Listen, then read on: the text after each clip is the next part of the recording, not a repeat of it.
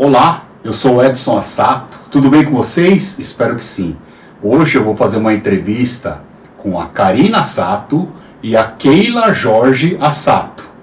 São duas brasileiras que atuam na área de educação aqui no Japão, principalmente no ensino da língua portuguesa para crianças e jovens. No ar, dedicação, inspiração, educação, língua portuguesa, Brasil, Japão. Vem comigo.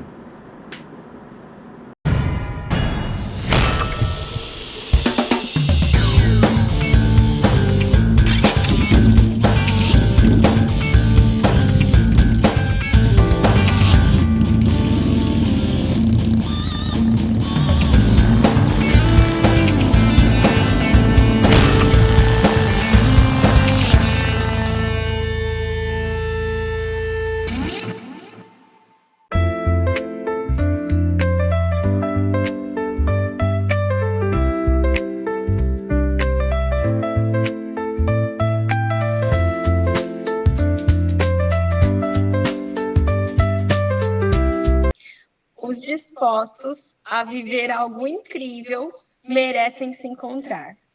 Ai, que legal. Minhas amigas e meus amigos, como vocês podem ver, eu estou aqui com a Karina Assato e a Keila Jorge Assato. Quero agradecer a vocês, muito obrigado por ter aceito participar desse podcast comigo. É uma honra e uma alegria muito grande poder bater um papo com vocês. Gratidão. Nós que agradecemos, né, pela oportunidade de estar aqui, de falar um pouquinho sobre o nosso trabalho. Edson, muito obrigada pela oportunidade. Eu vi os vídeos que você produziu até agora, e como eu falei, né, estou muito honrada de estar no meio dessas pessoas que passaram pelo podcast. Não sei nem se eu estou à altura, mas vamos lá. Que legal. Então, a minha primeira pergunta para vocês é a seguinte, né? Vocês não são descendentes de japoneses, né? Mas vocês são casados com Nikkeis brasileiros, ok? Que, inclusive, são meus primos de segundo grau. Então, minha pergunta é a seguinte, assim, a gente tem bastante leque de informações hoje em dia pela internet. YouTubers, influencers falando sobre costumes, culturas do Japão, né? E vocês vieram na época da pandemia ou pós-pandemia, né, aqui no Japão. E eu queria saber de vocês o seguinte, o que mais surpreendeu vocês positivamente e negativamente vindo aqui para o Japão? Quer falar primeiro, Keila? Pode falar. Eu acho que positivamente, assim, eu já imaginava que aqui seria um país mais organizado, né, e mais seguro do que o Brasil, mas eu não imaginava que tanto.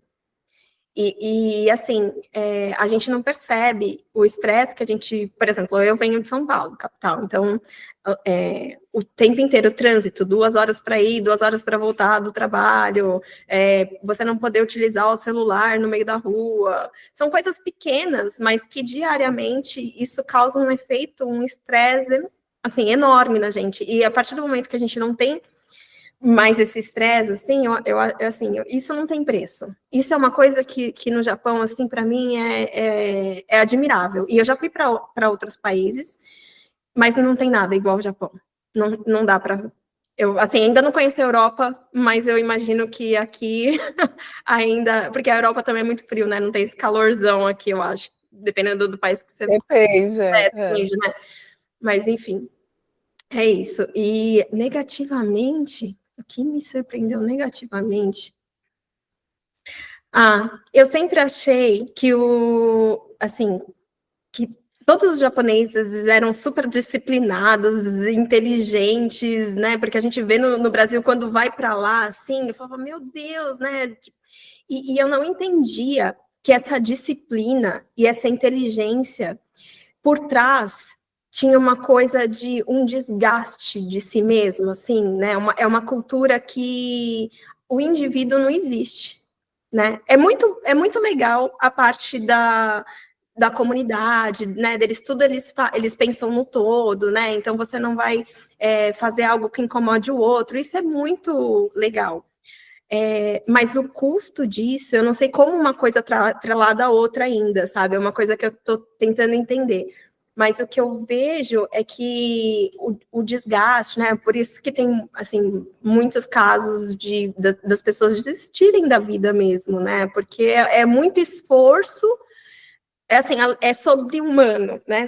Tipo, isso eu acho que talvez o brasileiro saiba lidar, a gente sabe lidar mais com as dificuldades, mais com os desafios do que os japoneses, de uma maneira mais leve. Tudo a gente leva na brincadeira, faz piada, sabe? E os japoneses são muito sérios, assim, o custo dessa disciplina e o custo dessa inteligência é uma seriedade que eu acho que a gente, sei lá, talvez isso faça mal, na minha opinião, né? Mas é isso. Entendi. No meu caso, é um pouquinho o contrário da Karina. Ok.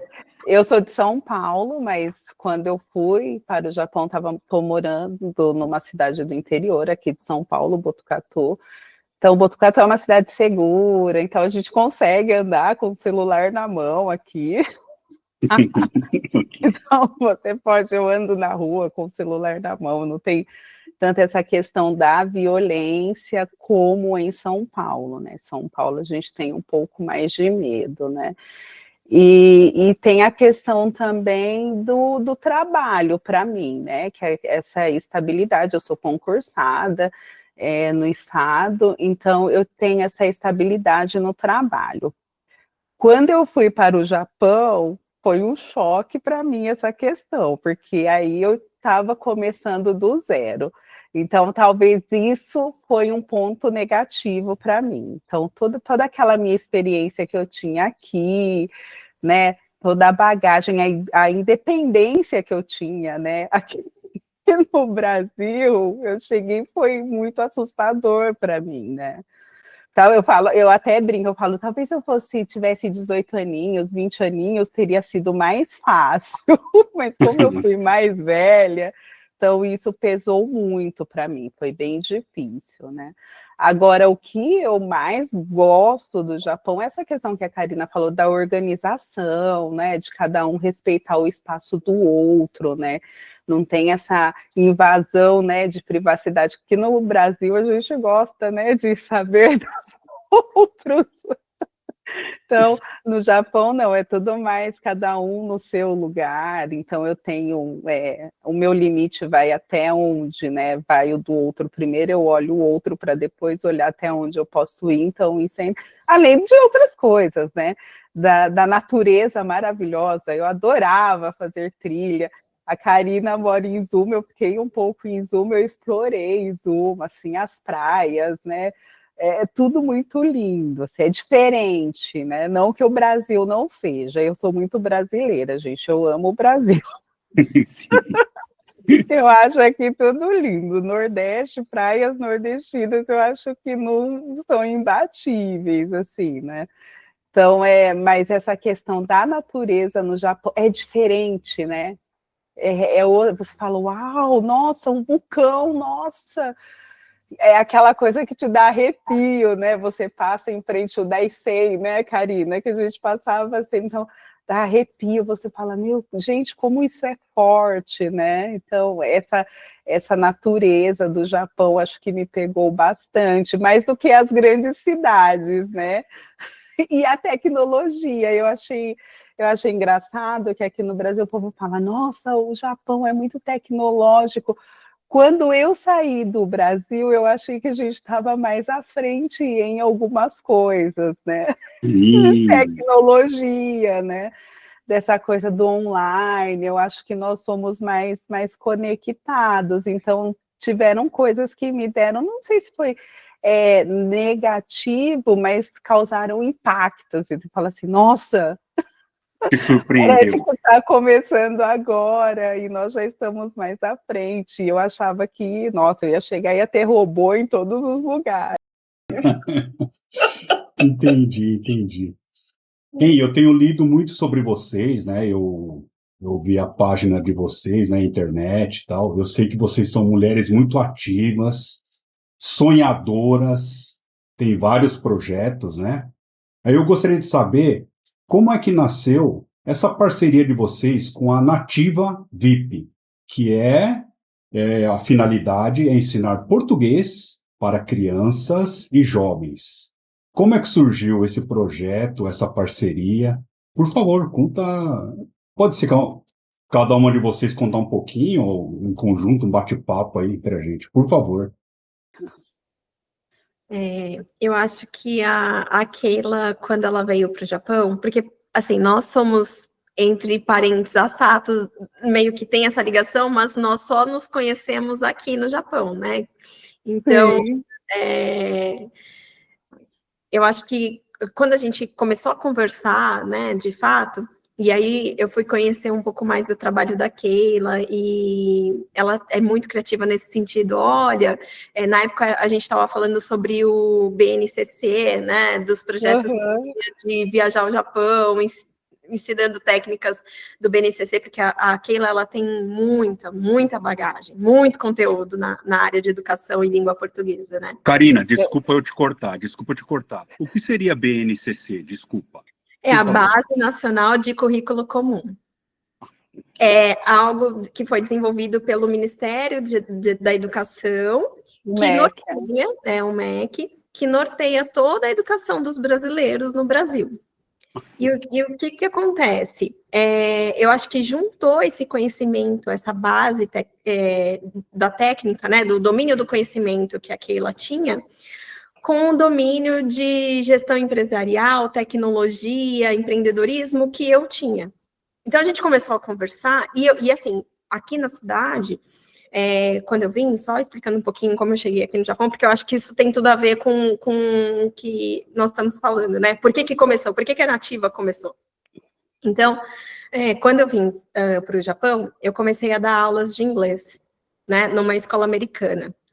E como tem muito brasileiro aqui na cidade, né?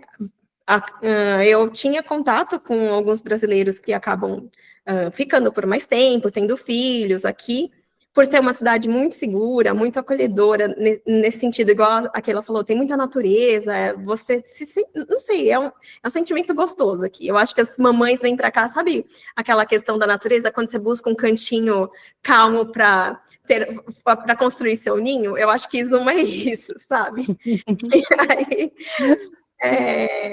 nesse cenário, eu vi que tinham muitas crianças que não tinham acesso à educação, porque não tem escola brasileira aqui, né? Então, aquela chegou, a gente começou a conversar sobre o assunto, aquela acabou saindo, porque quando a gente começou a conversar mesmo, ela mudou de prefeitura, né? Mudou de cidade. Sim.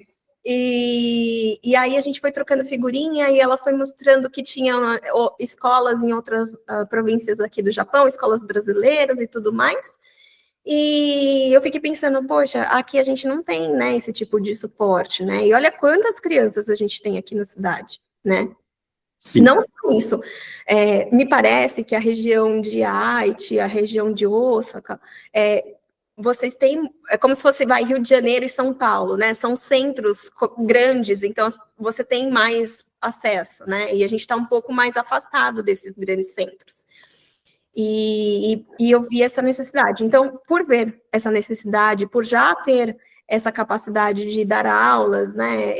Eu fiz pedagogia, não cheguei a concluir na Unesp de Rio Claro. E sempre dei treinamento a minha vida inteira, então trabalhei na área de tecnologia, realizando esses treinamentos, implementando o sistema, organizando o processo. Então eu falei, nossa, dá para a gente estruturar um negócio, um projeto, minimamente, né, que comece como um projeto e depois, quem sabe, vire algo mais, para ajudar essas crianças. Como eu engravidei, não podia sair viajando como era a nossa ideia inicial, né, de dar esses treinamentos do BNCC por aí. Então, eu comecei a dar aulas localmente. Então, a Keila entrou com todo esse suporte, né, de consultoria educacional. Então, como ela conhecia toda a base curricular, enfim, depois a Keila pode até explicar melhor do que eu, todo esse embasamento que ela tem na área de educação, e ela ia me orientando com material, então todo o recurso pedagógico, técnicas, porque obviamente uma coisa é você dar aula no mundo corporativo, outra coisa é você dar aula para crianças, e com esses quando eu cheguei, eu fiquei 2 anos dando aula para crianças japonesas, né? Dando aula de inglês para crianças japonesas. Então, você acaba tendo experiência, né, com a didática diferente para as crianças e tudo mais. E eu coloquei a nativa VIP porque eu entendo que esse VIP é very individual person, não é very important person. Ok. Uhum. Não é aquela pessoa que, tipo, eu sou chique, tô acima do... Cada pessoa é um ser único. Então, assim, tanto que a gente preza muito pela qualidade. Não adianta ter 50 crianças numa sala de aula, né? Porque cada criança vai ter uma necessidade diferente, vai ter um ritmo de aprendizado diferente. E por isso Nativa VIP, porque a gente tenta entender cada criança, e mesmo nos outros projetos, porque a gente não dá só aula de PLH, né? Depois a gente vai explicar um pouco mais sobre isso, mas cada pessoa que a gente entra em contato, a gente tenta entender o contexto, tenta entender a pessoa, e eu acho que isso falta aqui, então por isso que a gente tentou inovar nessa área. Foi assim que surgiu o Nativa.vip. Entendi. Quer acrescentar alguma coisa, Keila? Por favor. Eu acho que a Karina falou bem dessa questão eu acho que o que me pegou bastante no Japão foi essa questão de ver, às vezes, os brasileiros muitas vezes desassistidos, ou às vezes então eles só têm um caminho a seguir, né? Que o pessoal da fábrica, ele tem assistência, né? A gente não pode falar que não tem, que eles dão bastante assistência, né?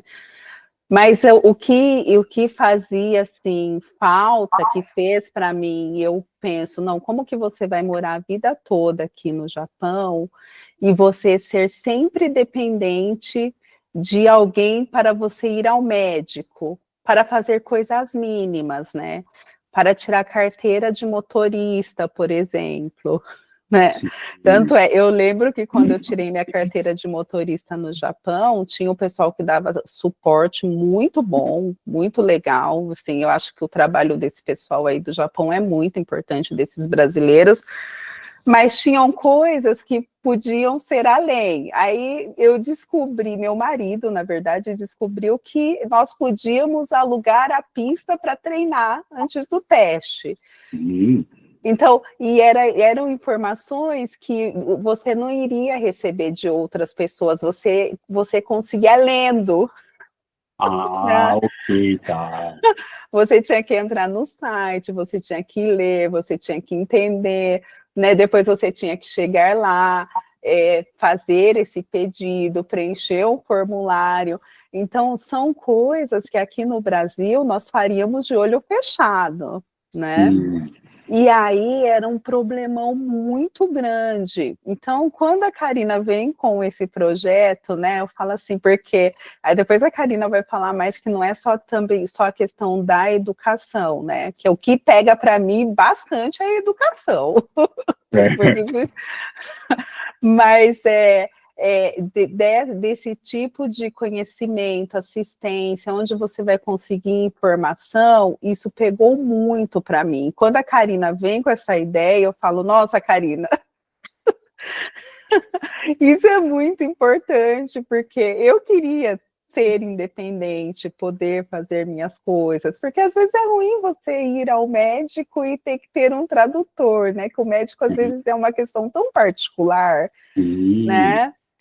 E a minha primeira experiência com um médico aí no Japão, que eu fui a uma clínica, eu sou hipertensa, eu tomo medicação todo dia, e o médico conversou com o tradutor, e o tradutor falou só o básico comigo. E no fim, eu tomei um remédio que eu não poderia tomar. Entendi. Então aí eu falei, será que o médico chegou a falar para ele que era, e na hora da tradução isso falhou, né? Que aí eu tomei, passei muito mal. Então, são essas pequenas coisas, né, que a gente até fala, né, que não são as grandes coisas que te trazem um estresse, né, são as pequenas, ir ao supermercado, né, a Karina sempre fala isso, né, Karina? É ir ao supermercado, ir ao médico, são essas pequenas coisas que às vezes quando você você fala o idioma, ou você tem uma boa informação, você não precisaria passar por isso. Então, esse trabalho, acho que ele, a Karina falou da proposta geral do projeto, mas eu estou falando mais do sentimento, como que eu me sentia, e eu sei que muitas pessoas se sentem assim, né? Que nós saímos de um lugar que nós somos independentes, né? E você chega em outro lugar que você é completamente dependente de tudo, do outro, para você conseguir, e às vezes você perde, né? Informação, você deixa de crescer porque você fica limitado, né? E nós não queremos que as pessoas, até porque os brasileiros que estão agora no Japão, tem muitos que não vão voltar mais para o Brasil, né? Vai com aquele pensamento de ficar 3, 5 anos e depois não volta mais, porque faz a sua vida, a sua profissional aí, e depois para se inserir no mercado brasileiro é mais difícil, né? Então, são essas questões, assim, que, não, se eu vou ficar aqui a vida toda, como que eu posso, né? Como que eu posso sobreviver nesse mundo tão diferente, idioma muito diferente, né? A cultura bastante diferente, né? E você tem que estar inserido em tudo isso, né? As burocracias completamente diferentes, né? Eu acho que, só para complementar um pouco isso que a Keila está falando, eu acho que a gente tem que pensar na questão dos dois mundos, né? Eu falo que hoje eu sou uma analfabeta com MBA. E é essa sensação que a gente tem e que muitas crianças têm quando voltam para o Brasil, porque a família vem, faz o pé de meia e volta para o Brasil. Aqui a criança, de repente, já está adaptada, fala japonês, volta para o Brasil e não fala português, né? Ou porque veio mais tarde para cá, essa criança, ela não tem mais essa conexão, né, com o português. Muitas vezes os pais trabalham longas horas, né, e não conseguem conversar com a criança ou com esse jovem, e vai se perdendo a língua, vai se perdendo a comunicação, né? E olha o impacto que isso tem, né? Você vai no mercado, você não sabe se você comprar aquele produto, se você é um alvejante, você vai pegar a camiseta preta e vai deixar ela toda manchada, porque você não sabe o kanji daquilo. Nem tudo o tradutor do celular traduz com a precisão, principalmente para o português. Então, assim, a minha sorte, eu falo que eu aprendi inglês no Brasil, né? Porque senão, hoje o que eu faço? Até uma dica para as pessoas: traduzam do japonês para o inglês e do inglês para o português, porque os tradutores, eles, por mais que estão evoluindo, né, e a tecnologia avança rapidamente, mas eles ainda traduzem muita coisa errada. Então, palavra fora de contexto, com outro sentido, e enfim. Então, eu fico imaginando, no dia a dia mesmo, como essas pessoas passam por situações que a gente tem tecnologia hoje em dia para ajudar, e isso não é divulgado, isso não é compartilhado, as pessoas não se ajudam. Então, eu acho que da mesma forma que, de repente, não houve essa preocupação em ensinar o japonês, né, para quem saiu aqui do Japão e foi para o Brasil, não aprendeu japonês, e hoje a nossa família, né, quando vem para cá, eles não sabem falar, né, o japonês. A mesma coisa acontece com os brasileiros, né? Então, os brasileiros, eles vêm para cá, tem esse período de adaptação, não sei nenhuma língua nem outra, né? E aí, dependendo do rumo que você escolher, se você escolher ficar aqui, ok, você vai aprender japonês, ok. Mas e se você escolher voltar? Como que vai ser? Olha, minha avó falava, mas eu não falo. Sim, é verdade. E aí depois é o ponto forte também do projeto, né? Que aí vai mais para a minha área. do que eu trabalho, né, agora, atualmente, eu até dou aula trabalho com a Amit também, da ABC, né, dou aula de PLH, às vezes é um projeto assim, eu começo tarde da noite, né, sexta-feira mesmo, 10 horas da noite eu tava, né, tinha que estar preparada para fazer uma festa junina online. Nossa! Porque tem as crianças do PLH, né? Então, essa questão que a Karina falou, né, de você tá preparado, né, que aí eu falo muito, eu converso bastante com os pais, né, a Karina também, a gente conversa muito essa questão, tem os que vão ficar e tem, né, as crianças, né, você, como adulto, você já fez a sua escolha, agora, qual é a escolha que nós vamos dar para as nossas crianças, para os nossos adolescentes? Eles querem continuar no Japão? Eles querem ir para a universidade? Né? Essa universidade, ela vai fazer, você vai conseguir fazer no Japão? Aí depois a gente pode até falar um pouquinho, né, da educação da escola japonesa, como que essas crianças elas chegam do Brasil na escola japonesa, ela consegue alcançar, né, o ritmo, né, das crianças nativas, e depois, se ela volta, fala assim, não, vou fazer uma faculdade no Brasil, ela tem estrutura para entrar numa universidade, numa Unesp, numa USP, ou até mesmo numa universidade privada. Então, que a gente vê que às vezes tem adolescentes, jovens que vêm para estudar, né, na universidade. Eu gosto de falar crianças, e eles gostam. Eu falo, nossa, minhas crianças, eu chego no ensino médio, minhas crianças, eles dão risada. Então, assim, eles chegam aqui, vão conseguir acompanhar, né? Porque aí a gente vai entrar na questão do idioma, né? Sim. Do português, né? Que isso para mim, eu acho que quando eu comecei a trabalhar, dar aula para crianças brasileiras no Japão, eu fiquei 2 anos no Japão. Isso me pegou muito forte. Foi assim, eu falava, não é possível, porque aqui no Brasil eu sempre trabalhei com PLE, que é português como língua estrangeira. Então, chegam estrangeiros aqui no Brasil, e eram adultos, né? Aí eu trabalhava, geralmente eram em multinacionais, né? Que eu trabalhei, Então, eu chegava e eu dava suporte da língua portuguesa. Então, ensinar a língua portuguesa como idioma, como nós vamos aprender inglês, né?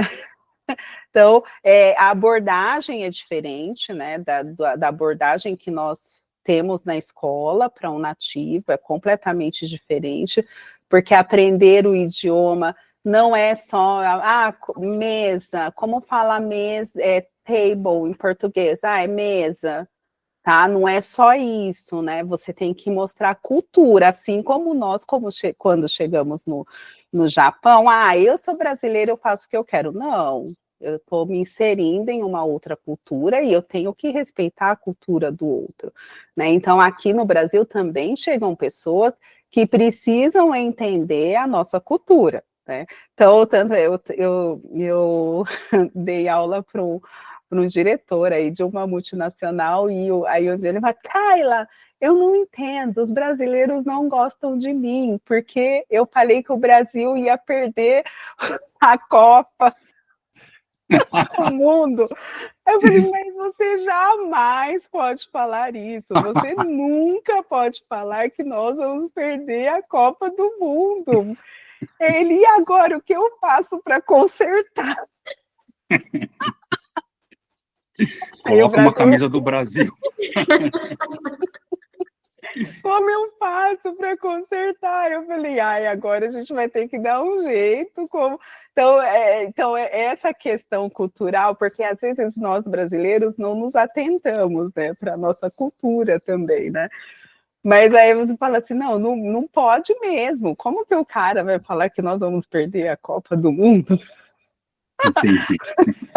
Então, você aprender o idioma, né, é aprender a cultura também do local, né?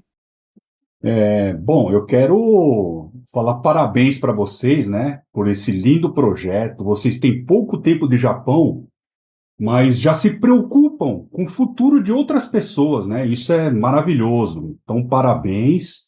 E eu vejo que o projeto de vocês foi uma combinação, uma sincronia de personalidades e conhecimentos, né? Na verdade, né? Entre as duas, né? Então, a próxima pergunta que eu tenho para fazer é a seguinte: qual é o perfil dos alunos que vocês ensinam? A maioria é de filho de brasileiros que vieram trabalhar no Japão, né, os decassegues, ou tem também crianças japonesas que se interessam pela língua portuguesa? Como é o perfil dos alunos? E também, por favor, fale mais sobre o PLH, que é o português como língua de herança. Por favor. Vai lá, Keila. Primeiro É, você.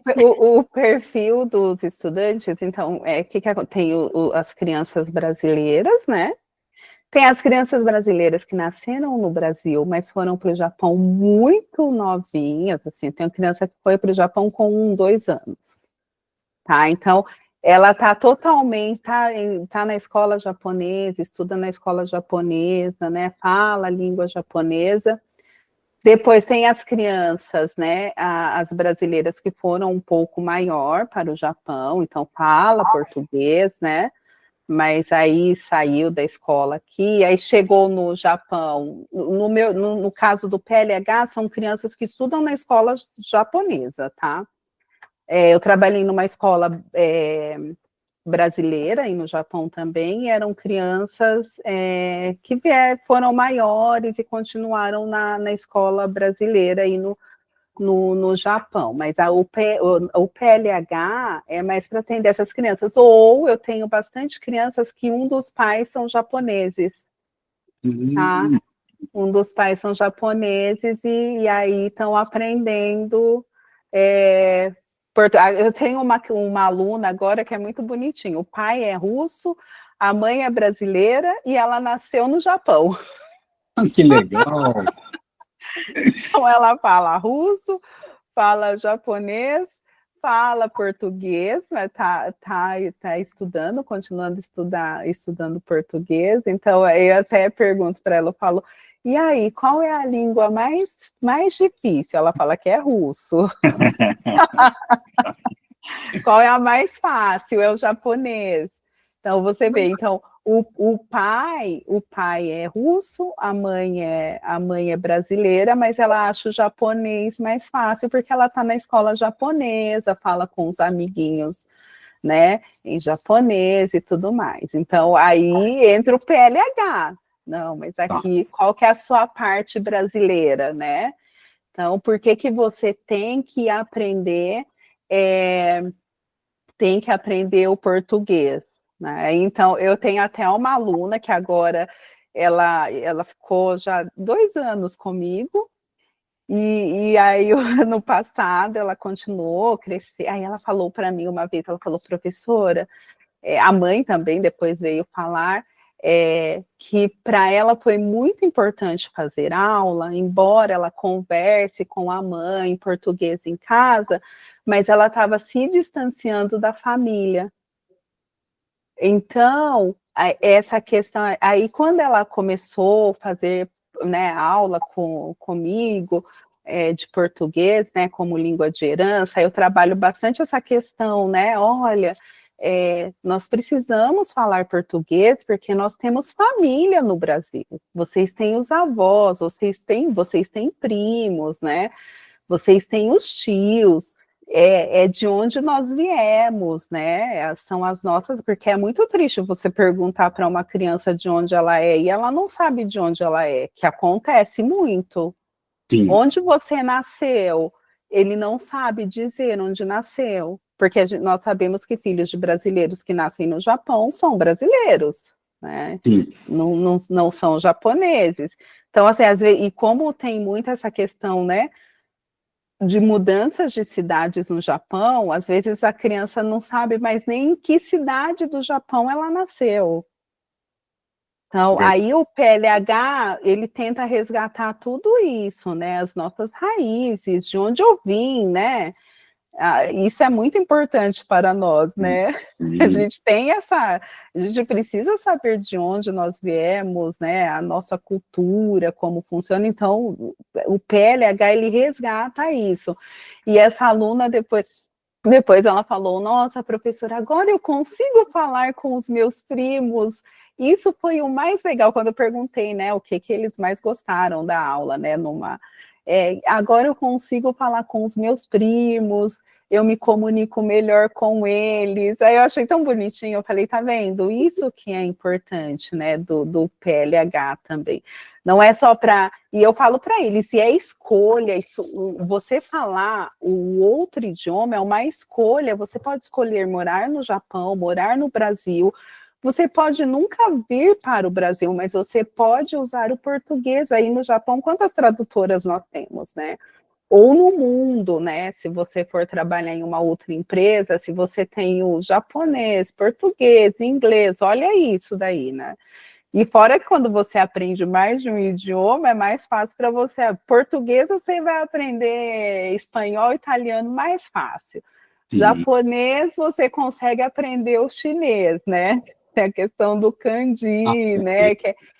Então, olha quantas facilidades isso traz para você, né? Lá no seu futuro, para trabalhar, para passear e para outras coisas, né? Então, mas o nosso forte, assim, essa questão do PLH é para a criança não perder o contato familiar, né? Eu vi muitas crianças no Japão que não se comunicavam mais com os pais dentro de casa, porque os pais não falam japonês. A gente sabe da dificuldade para uma pessoa adulta que fica 12 horas na fábrica para você estudar, é muito complicado para essas famílias, né?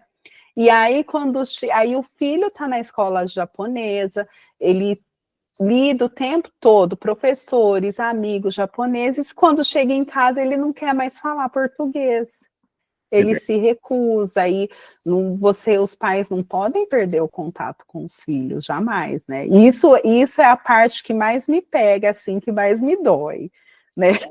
Entendi.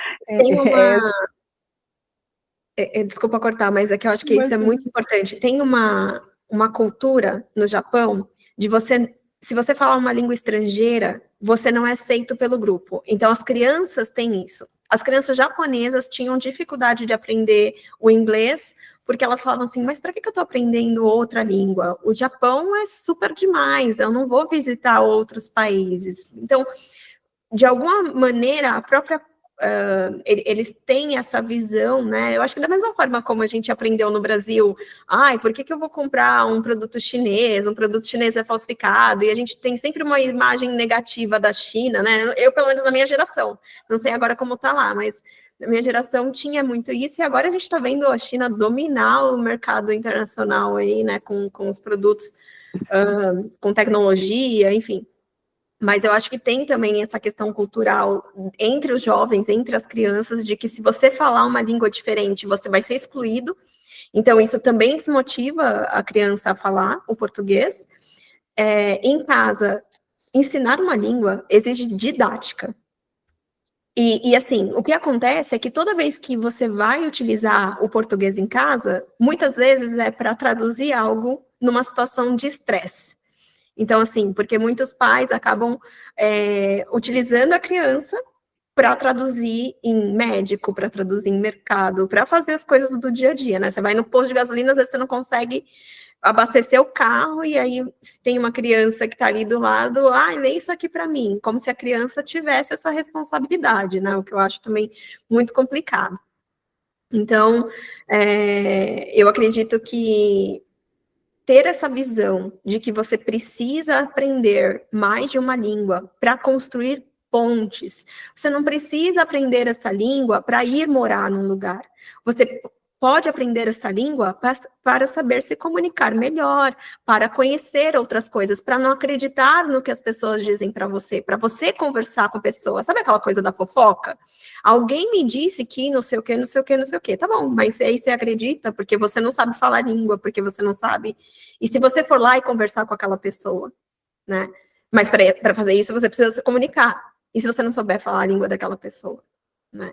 Então, eu acho que entender que a língua de herança, né, o português como língua de herança, às vezes a gente fala assim, os pais estão lá na fábrica ou em outras atividades, acabando com a vida para ganhar dinheiro, para comprar, sei lá, um monte de coisa, imóvel, bens, né? E aí acha que deixar patrimônio para os filhos, né, bens materiais para os filhos, isso é deixar herança. E fala para mim, o que acontece toda vez que tem herança, dinheiro, os filhos, os parentes, tudo brigam, não é? Eu tô falando alguma besteira? Não tô, né? As pessoas se matam por conta, tipo, sei lá, de uma merreca que não vai resolver a vida de ninguém, né? E assim, e as pessoas esquecem de deixar algo que tem realmente valor, que é você aprender um idioma, porque ensino, educação, conhecimento, ninguém te tira. Ninguém te tira isso. E assim, por exemplo, se um avô ensina os seus netos, todos eles, a falarem um idioma, seja ele qual for, ele está distribuindo a herança ali, ó, na base, já para todo mundo. Tá dando possibilidades, né? Dando possibilidades. Olha a capacidade. E assim, eu acho que as pessoas não têm noção de quanto ganham no mercado, porque hoje é isso, né? Você precisa estudar, enfim, trabalhar, porque você precisa enriquecer, porque, né, a questão do... Eu não estou falando que eu sou contra isso, tá? Dinheiro é muito bom e tudo mais, mas eu acho que tem uma falsa ideia de que é isso que vai resolver todos os problemas, né? Mas eu entendo que, assim, ainda que você queira atingir as questões, né, de, eu quero ganhar tanto e tudo mais, quanto mais você souber, é isso que vai te tirar do nível anterior. Se você tem só, lá no Brasil, por exemplo, antigamente, eu vou terminar os estudos. Terminar os estudos era estudar até a 8ª série. Depois de um tempo virou, terminar o ensino médio. Né? Depois fazer a faculdade. Agora, se você não fez um pós-doutorado, um pós-doc, você, tipo, não é mais ninguém, certo? Porque existem tantos... Então, e o salário de quem ganha, o salário de quem trabalha lá que fez até a 8ª série, é o mesmo de quem fez pós-doutorado? Não é educação, gente. As pessoas não valorizam a educação. E eu acho que isso é o que mais me dói, assim, sabe? Eu acho que a gente só aprende, talvez eu e a Keila, a gente só tem essa noção porque, graças a Deus, a gente consegue, a gente gosta de aprender, gosta de ensinar, a gente sabe que as coisas que acontecem, assim, que elas poderiam acontecer de forma diferente, elas não acontecem de forma diferente porque o acesso à educação de qualidade não é distribuído para todo mundo, né? Ele não é... enfim, não é acessível. Ele não é acessível, né? E eu entendo que, às vezes, com a dificuldade financeira que as pessoas têm aqui, elas estão, de fato, querendo construir um patrimônio, eu entendo que para elas, às vezes, destinar um valor, colocar, por exemplo, um filho numa escola internacional aqui no Japão, custa caro, né? E assim, o nosso projeto, ele não cobra um absurdo justamente por conta disso. Então, se você vai fazer uma aula de inglês numa escola comum aqui no Japão, você vai gastar 2 vezes mais, no mínimo. Então, por exemplo, vou aprender inglês numa escola de idiomas aqui no Japão. A pessoa vai gastar 2 vezes mais. Certo. Do que ela aprender português, que é a língua materna, né, que é a língua de raiz dela, que vai conectar ela com os familiares, que vai conectar ela com a criatividade brasileira. O que aconteceu? Por que os japoneses foram lá para o Brasil? Porque teve uma estabilidade aqui no Japão. O dia que tiver uma estabilidade aqui no Japão, você vai fugir para onde? E eu estou falando isso porque a gente precisa ser, assim... Realista, sabe? realista. Minimamente realista. Né? Verdade. E o mundo, esses dias eu cheguei até a comentar isso com uma mãe, o mundo, gente, tá vindo tantas surpresas que a gente tem que estar preparado para tudo. E depois você pensa, fala assim, quem tem a oportunidade, assim, são pouquíssimas pessoas que têm a oportunidade de morar em outro país, né? Sim. Então, você tá no Japão, explora isso, tá? Explora a língua japonesa, né? Explora outros idiomas, mas não esqueça do seu idioma, tá? Verdade. E aí o que a Karina fala do estudar, né? Que se eu não consigo estudar no Japão, eu posso correr para o Brasil, talvez aqui eu tenha mais possibilidade, né? Que, como nós falamos, não é acessível para todos, mas eu tenho que deixar um pouco mais acessível para mim.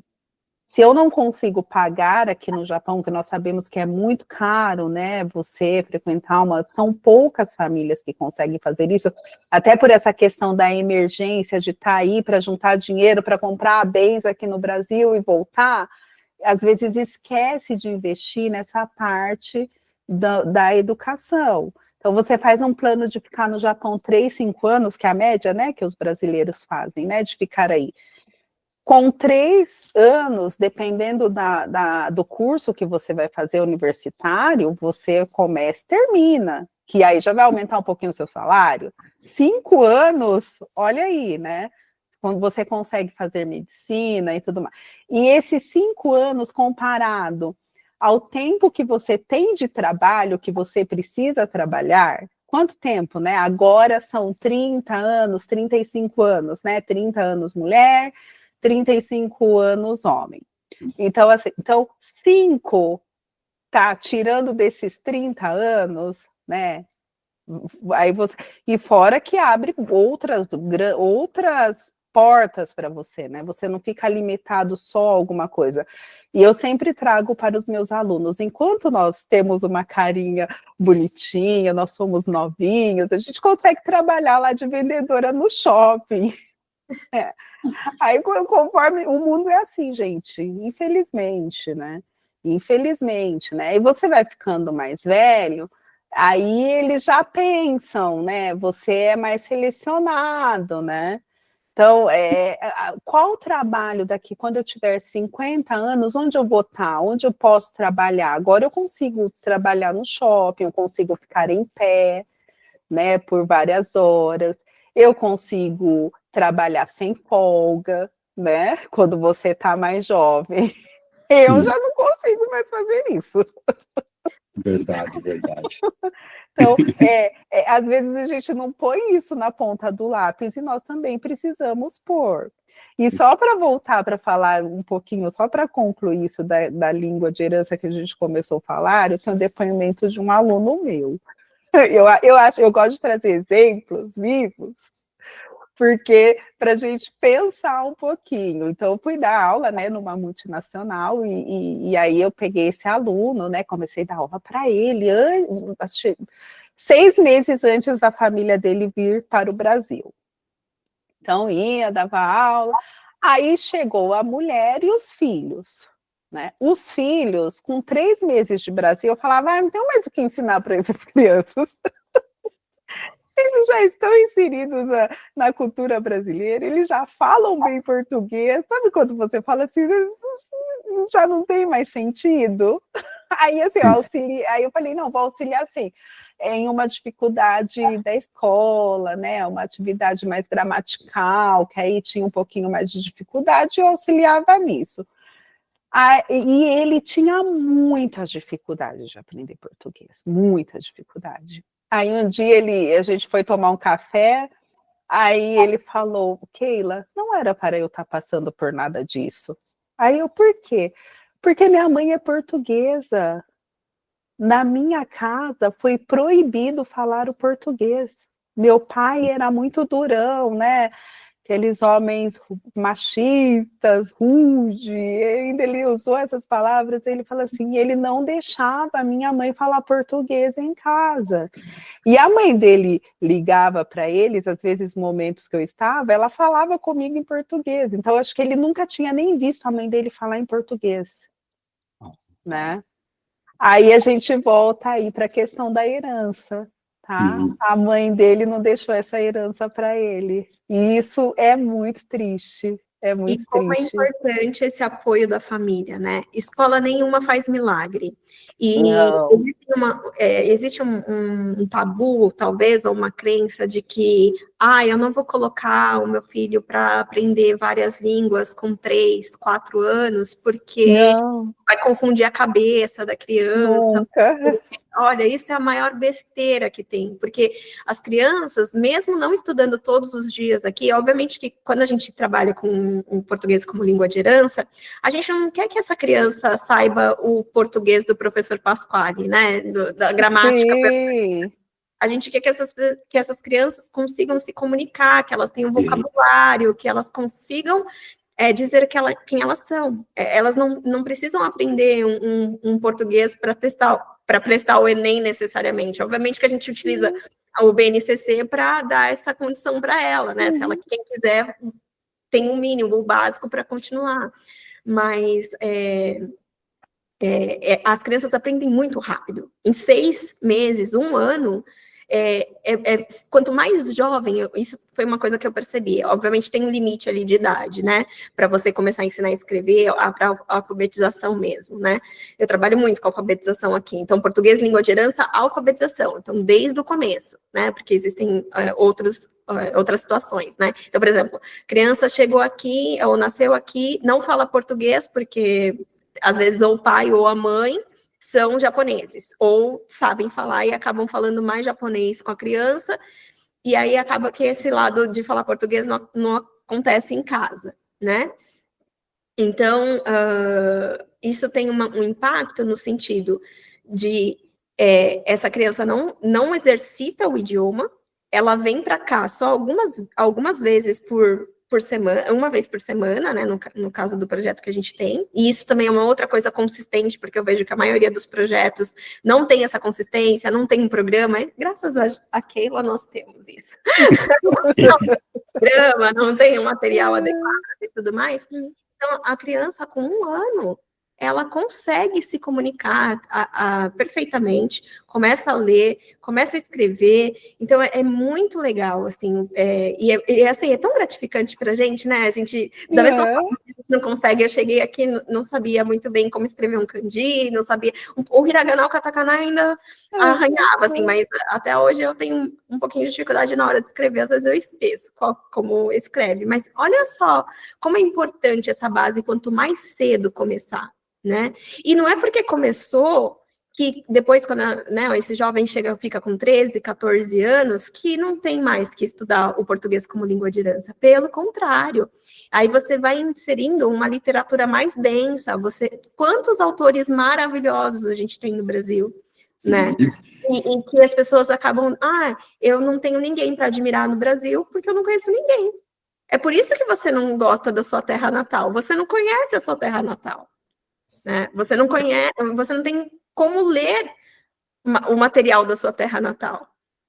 Né? É verdade. Então, acho que isso entra na identidade também, que é um outro ponto que a gente tem como prioridade aqui, né? É construir essa identidade com a criança, porque ela não se sente nem japonesa, nem brasileira, né? Ela fica lá no limbo, jogada.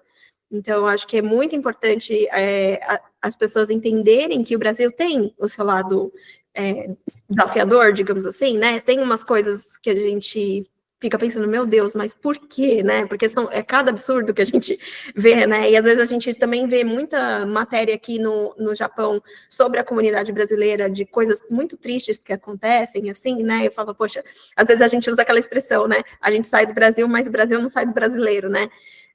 De um modo negativo. Então, como que essa criança vai gostar, como esse jovem vai gostar do Brasil, se ele não vê o lado positivo? Porque tudo na vida tem 2 lados, gente. O Japão é maravilhoso em algumas coisas, mas em outras, Eu Aí, Karina, só desviando, pensando para puxar sardinha para o lado do Edson, que é muito importante essa questão desse canal trazer brasileiros que estão fazendo a diferença no Japão. Então, quando você entra, você olha e fala assim, nossa, olha, esses dias eu vi de um senhor que ele estava falando, ele trouxe também bastante essa questão, né? Eu esqueci o nome, de aposentadoria, de planejamento no Japão. Falei, nossa, olha, pessoas que talvez você não conheceria se não tivesse no canal, e reforçar as coisas positivas que o brasileiro faz no Japão, porque o brasileiro faz bastante coisa positiva no Japão. E essa coisa da gente só ficar também focado no negativo e você passa isso para as novas gerações, não é bom. Né? A gente tem que tomar cuidado com o que a gente leva para as crianças, para os adolescentes, né? Sobre o Brasil, né? O Brasil, eu falei no início, né, que eu sou fã do Brasil, eu amo o Brasil. Então, nós temos vários defeitos, mas quantas qualidades nós temos, né? Quantas? Muitas, inúmeras qualidades, né? Então, a gente tem que sempre reforçar essa questão também positiva, o que o brasileiro está fazendo de diferente, o que ele está alcançando, isso é muito importante. Né, Karina? Muito, nossa. Você, o tempo inteiro você ouve que você não dá conta, ou que você não pode, ou que você não é nada, e você vai acreditando, né? Porque é aquilo. Eu falo que é como se fosse um navio. O navio, ele não afunda por conta da água, é só quando a água entra dentro dele, né? Então, o que acontece? Essas coisas, essa água que está em volta, que vai entrando e vai pesando a gente, né? Vai falando, ai, olha, não dá para fazer isso, olha, mas você viu o brasileiro assim, olha, mas você viu, não, isso aqui não dá certo, isso aqui não pode, e as pessoas sempre vêm para te abaixar. Negativo. Se a gente for acreditar, gente, em tudo que a gente ouve, né? Não dá, a gente não sai do lugar. Eu falo, né, que a gente tem esse ímpeto de querer fazer, de querer mudar, porque só a gente sabe o que a gente sofreu, o que a gente ouviu de não, o que a gente, né, vê, e a gente fica muito triste de ter que ver essas coisas, né? Então a gente quer ser justamente esse outro lado que fala, olha, não é por aí, tem um outro tipo de olhar que a gente pode, né, outras coisas que a gente pode tentar, aprender, que a gente pode tentar, que a gente pode se ajudar, que a gente não precisa ficar puxando o tapete de ninguém, o sol nasce para todo mundo, a gente se complementa. Olha aí, tipo, eu entendo um pouco de sei lá, administração, gestão financeira, super entende, né? Não é um pouco, né? Alguns anos na área, mas enfim, né? Eu acho que a gente está sempre aprendendo, né? Eu gosto de aprender, então eu acho que, enfim. E aí, mas a gente se complementa, olha que projeto legal que nasceu, né? Então eu acho que é só a gente aprender que a gente não vai dominar todos os assuntos de uma vez só, e que a gente não precisa ser perfeito, que ninguém é perfeito, existem pessoas boas e ruins, maldade mesmo, né? Ao redor do mundo, independente da nacionalidade dela. Eu acho que isso é uma outra coisa que a gente precisa focar, né? Que essa questão multicultural, né? Cada povo tem a sua cultura e tem beleza ali dentro, e tem coisas que a gente não vai entender ou que a gente não vai concordar, mas que a gente precisa respeitar. A gente precisa ver quem quer ter um diálogo, né? Se você consegue falar a língua do outro, você começa a entender também o porquê que é daquela forma, né? Que o outro pensa diferente. Então, a gente precisa... Todo mundo é diferente. A gente precisa entender as nossas diferenças, entender que, mesmo tendo todas essas diferenças, nós somos iguais, né? Porque cada um está ali no seu momento, mas todos nós vamos ficar tristes se uma coisa, ruim acontecer com nós vamos ficar frustrados se a gente não tiver um desejo negado. Tem coração em cada um de nós, bate um coração em cada um de nós. Então, eu acho que se nós entendermos que a comunicação é o que vai nos ajudar, né, a importância da língua é o que vai nos ajudar a dialogar, a não precisar fazer tudo na força, a entender as nossas belezas e o nosso lado feio, porque todo mundo tem, né? Mas que entender que esse lado feio, ele pode melhorar, porque a gente está evoluindo como sociedade, porque a gente faz as coisas muitas vezes sem consciência, né? Porque às vezes você dá uma resposta atravessada e que não foi você, assim, porque eu não sei falar, por exemplo, tem o tal do Teneigo, Teneigo? Ai, eu esqueci a palavra em japonês. Keigo. Keigo. Tem Nengo, sim. Que é o polido, né? O japonês polido. Desculpa, eu não gravei a palavra. Eu estou tentando me empenhar em aprender. Nós estamos no processo. Estou no processo. Então, tem o japonês polido e tem o japonês casual. Quantas vezes eu não uso uma conjugação verbal de alguém que está mandando fazer alguma coisa, ao invés de usar um pedido polido, sabe? Então, por exemplo, shitai. Tipo, shitai é muito duro, né? Eu quero fazer. Não, tipo, shitai desu, né? Se eu colocar já muda, já muda o jeito, né? Eu não preciso. E se eu colocar tipo, eu já falando em japonês. Mas se eu colocar uma palavrinha ali, tipo, moi desu ka, eu poderia, né? Então, uma coisa é você pedir com educação. E se você não sabe a língua, você não vai pedir com educação, você vai falar atravessado, né? Isso pode ser conscientemente, como pode ser que você não aprendeu, você não sabe que existem as duas formas de fazer e você foi grosso com uma pessoa, né? A outra pessoa é um ser humano, ela vai falar, nossa, quem é essa pessoa que tá falando? Faz aí, né? Se alguém chega para você e falar, faz aí, eu falo, será que tipo, você poderia fazer isso para mim? Olha como muda. Sim. E isso pode ser porque você não tem o menor tato, ou isso pode ser porque você não tem conhecimento. Que é o que acontece com o português. Sim, quando você lida com o estrangeiro, você fala, vamos ao cinema amanhã. Não. Aí você já entra em choque, né? Você fala, meu Deus, que mal educado, que horrível, eu não quero mais ser amigo dessa pessoa. Aí eu falo assim, olha, em português você fala, talvez. Eu tenho um compromisso. Eu tenho um compromisso. Mas quando você fala talvez, para o brasileiro, você sabe que a pessoa está falando que é não. Que a pessoa não vai. Então assim, toda a língua tem a sua característica. E para você mostrar para o outro, não, eu vou falar um talvez. Mas como assim, talvez? Talvez eu posso ir para sim, mas a gente entende 99% que você não vai. Sim, é verdade. Então, toda língua tem isso, e eu amo o português como idioma. Eu amo. E aí você chega em outros idiomas, o japonês tem a mesma coisa, assim, essas sutilezas culturais, né? Que a gente precisa entender para estar inserido ali naquele meio. Né? A Karina já está bastante no japonês. Eu estou no 0,01, estou tentando. Que legal. Keila, eu tenho 3 perguntas para fazer para vocês que o pessoal enviou para a gente. Posso fazer agora? Porque tem a ver com o contexto do que a gente está conversando aí.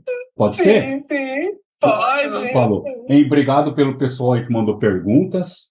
A primeira pergunta é da Ana Rosa. Ela não me escreveu de onde ela é, né? Se está no Japão ou no Brasil, mas a pergunta é a seguinte. Nessa era de internet, redes sociais, celulares, telas e mais telas, o que vocês fazem para motivar os estudantes a manterem o foco nos estudos? E eu vou complementar essa pergunta. A inteligência artificial, ela ajuda ou ela atrapalha, beneficia? Vocês usam a inteligência artificial nas aulas? Quer que comece? Quer falar? Pode começar. Posso começar? Então, assim, eu trabalho, como os meus alunos ainda são muito pequenininhos, dependendo da idade, dependendo do processo, eu utilizo, por exemplo, aplicativos para ensinar a escrever, porque é uma forma, eu trabalho muito com papel, professora, né? Professora trabalha com papel, PVC, essas coisas assim, né? Mas cartolina, glitter, eu faço bastante trabalho de artes dentro das minhas aulas para motivar. Então, eu vou ensinar cores. Eu não preciso ensinar cor só mostrando a cor e falando, olha, isso aqui é branco, isso aqui é preto, isso aqui não sei o quê. Eu posso trazer, vamos montar uma casinha e cortar as figuras geométricas e montar a casinha e falando da cor e falando né, do nome das partes, enfim, né, da casa e contando uma historinha. Então, eu acho que você envolver a criança, né, isso é um ponto. E para ela entender que se ela ficar na tela só, ela não desenvolve pensamento crítico, porque é palestra. Você só está ouvindo. Você não está sendo questionado, você não está colocando o que você acha, porque, vamos lá, eu vou montar minha casinha, eu coloco o meu telhado vermelho em cima. A outra criança conseguiu enxergar aquele telhado como uma janela. Eu vou falar que está errado isso? É a visão dela de ver aquela casa. Então, eu acho que você respeitar, né, o aluno motiva, porque ele se sente, olha só, não me disseram que era desse jeito, eu precisei simplesmente aceitar que é desse jeito.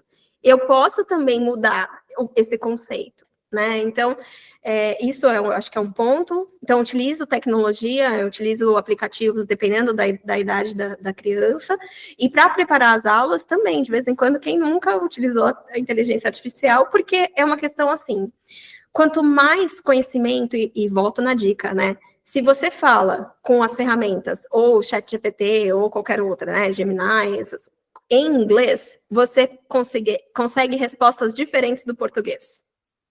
Quanto mais idiomas você souber, e se você joga a pergunta em japonês, virá uma informação diferente.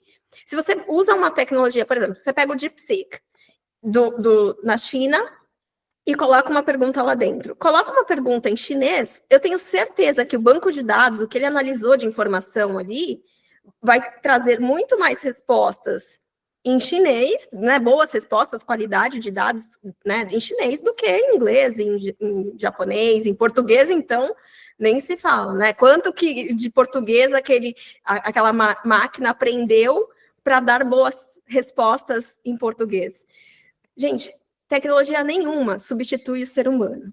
A tecnologia vem para ajudar a gente a não precisar fazer coisas que não fazem mais sentido. Não fazia mais sentido ficar fazendo conta de pauzinho, pauzinho, pauzinho. Criamos a calculadora, muito mais rápido. Isso não quer dizer que você não tenha que saber como faz a conta. E é muito mais difícil você lembrar como faz a conta se você não souber a base. Isso exige mais do seu cérebro. Então, você precisa treinar mais. E aí vem o ponto de você aprender mais de uma língua, né? Pessoas que aprendem mais de uma língua têm menos probabilidade de desenvolver Alzheimer. Então, olha só. É questão de saúde. Questão de saúde, sabe? E é aquela coisa, olha, agora eu consigo aplicar uma injeção ali que eu emagreço, não preciso mais me alimentar bem, fazer academia. E o que vai acontecer com o seu músculo quando você ficar mais velhinho e não tiver força para caminhar, né? E depender dos outros. Gente, não existe atalho na vida, né? A gente nasceu com esse equipamento aqui poderoso que está dentro dessa caixinha aqui para utilizar, sabe? É difícil, às vezes, as pessoas entenderem isso. A gente tem que aprender coisas novas, não pode só sentar lá, né, o bumbum na cadeira e ficar ouvindo e achar que aquilo é verdadeiro. Você precisa questionar, é verdadeiro mesmo? Deixa eu ler um livro. Quem que cita alguma coisa, alguma pesquisa? Vou atrás dessa pesquisa. Isso que a pessoa está falando é verdade? Que nem eu falei agora, você vai ter menos Alzheimer. Faz a sua pesquisa aí. Usa o ChatGPT, se quiser vai na biblioteca, porque você não sabe que banco de dados que alimentou o machine learning. No meu caso, né, eu pensei na aula online, né, que eu trabalho bastante com aula online, a tecnologia para mim é essencial, tá? Ela me dá a resposta mais rápida. Então, assim, a questão eu estou fazendo uma pergunta, onde você mora no Japão? Eu abro lá o Padlet, monto o mapinha, e aí a criança aponta. Eu fiz essa atividade com eles, onde eles estão no Japão. Então, eu tenho aquela resposta rápida, né? Então, eu preciso muito da tecnologia. eu estou falando sobre um assunto, por exemplo, vamos no morar mesmo, vou falar do verbo morar. Eu não peço para o aluno escrever, porque eu não vou nem conseguir ver. Aí eu jogo um Kahoot lá, que é um jogo, né, online, um Kids, né? E aí o aluno vai lá e me responde, eu tenho aquela resposta rápida. Então a tecnologia me ajuda bastante. Mas a questão do papel de você fazer é preciso. Então, esses dias que nós fizemos, eu estou no meu contexto de aula desses dias, tá, gente? Então, nós tivemos a festa junina. Então, nós vamos escrever um convite para as outras salas participarem. Então, eles foram lá e escreveram, tá? Agora, as crianças, assim, acho que de 8 até 14 anos, e no Japão é menos, eu não vejo eles muito com essa questão de usar GPT, essas coisas. Então, eu não enfrento muito essas barreiras na questão das crianças de PLH.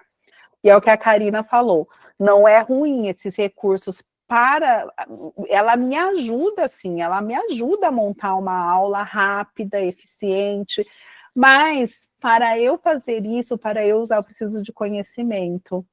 Então, eu não posso só jogar lá e falar assim, um plano de aula para uma festa junina. Eu não posso escrever desse jeito, né? E, às vezes, ele pode até me dar um plano legal, mas não cabe para a minha turma. Então, e aí o que eu preciso usar? Né? O meu conhecimento. Então, como que eu estimulo? O que a Karina trouxe aqui é muito que eu trago para os meus alunos. Você quer que alguém pense aqui no Brasil, quando eu trabalho com o ensino médio, aí essa questão é um pouco mais complicada. Porque aí tem as redações, né? Aí você pega a redação bonita e fala assim, mas é engraçado que o professor de português, ele conhece a escrita do aluno. Ele fala, você não usaria isso daqui nunca, isso daqui não faz parte de você. Eu não quero que você me traga uma redação perfeita, eu quero que você me traga o que você sabe. A gente está aqui no ambiente escolar para aprender, né? A gente precisa aprender, a gente está melhorando, e a nossa vida inteira a gente está em processo de melhora, né, de aprendizagem.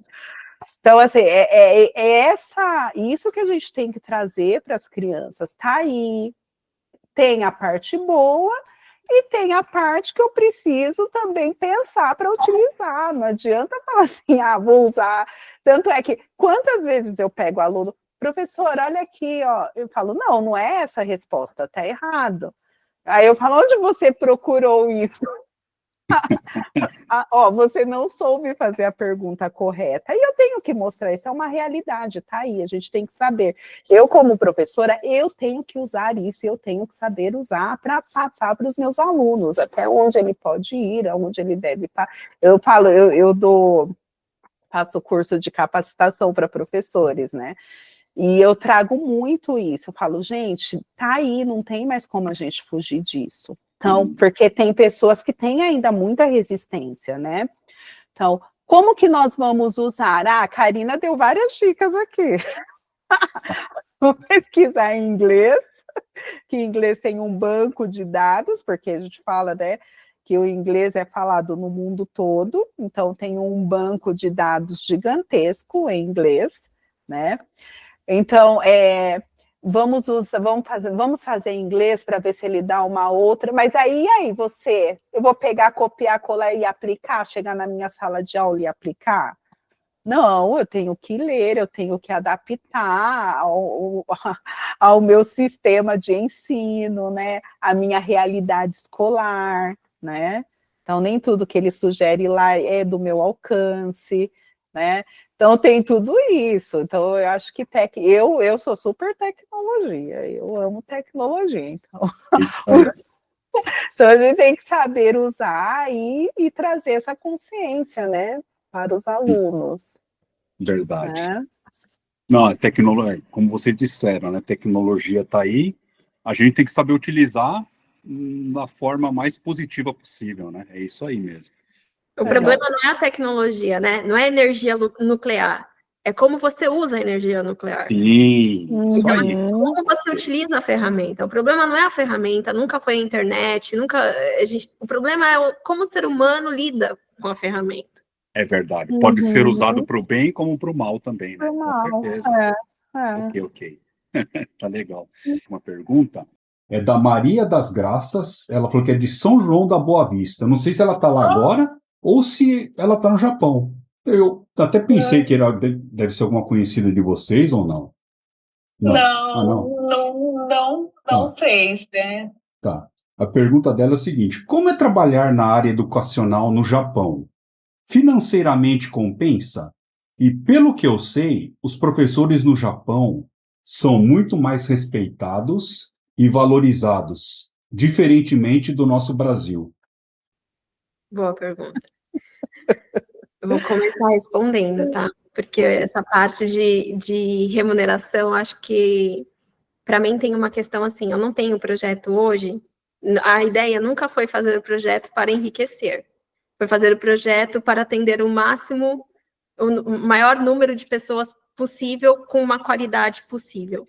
Então, assim, na realidade da Nativa, não é para ninguém ficar rico aqui, né? Não é esse o objetivo do projeto. O objetivo do projeto é ele ser sustentável, né?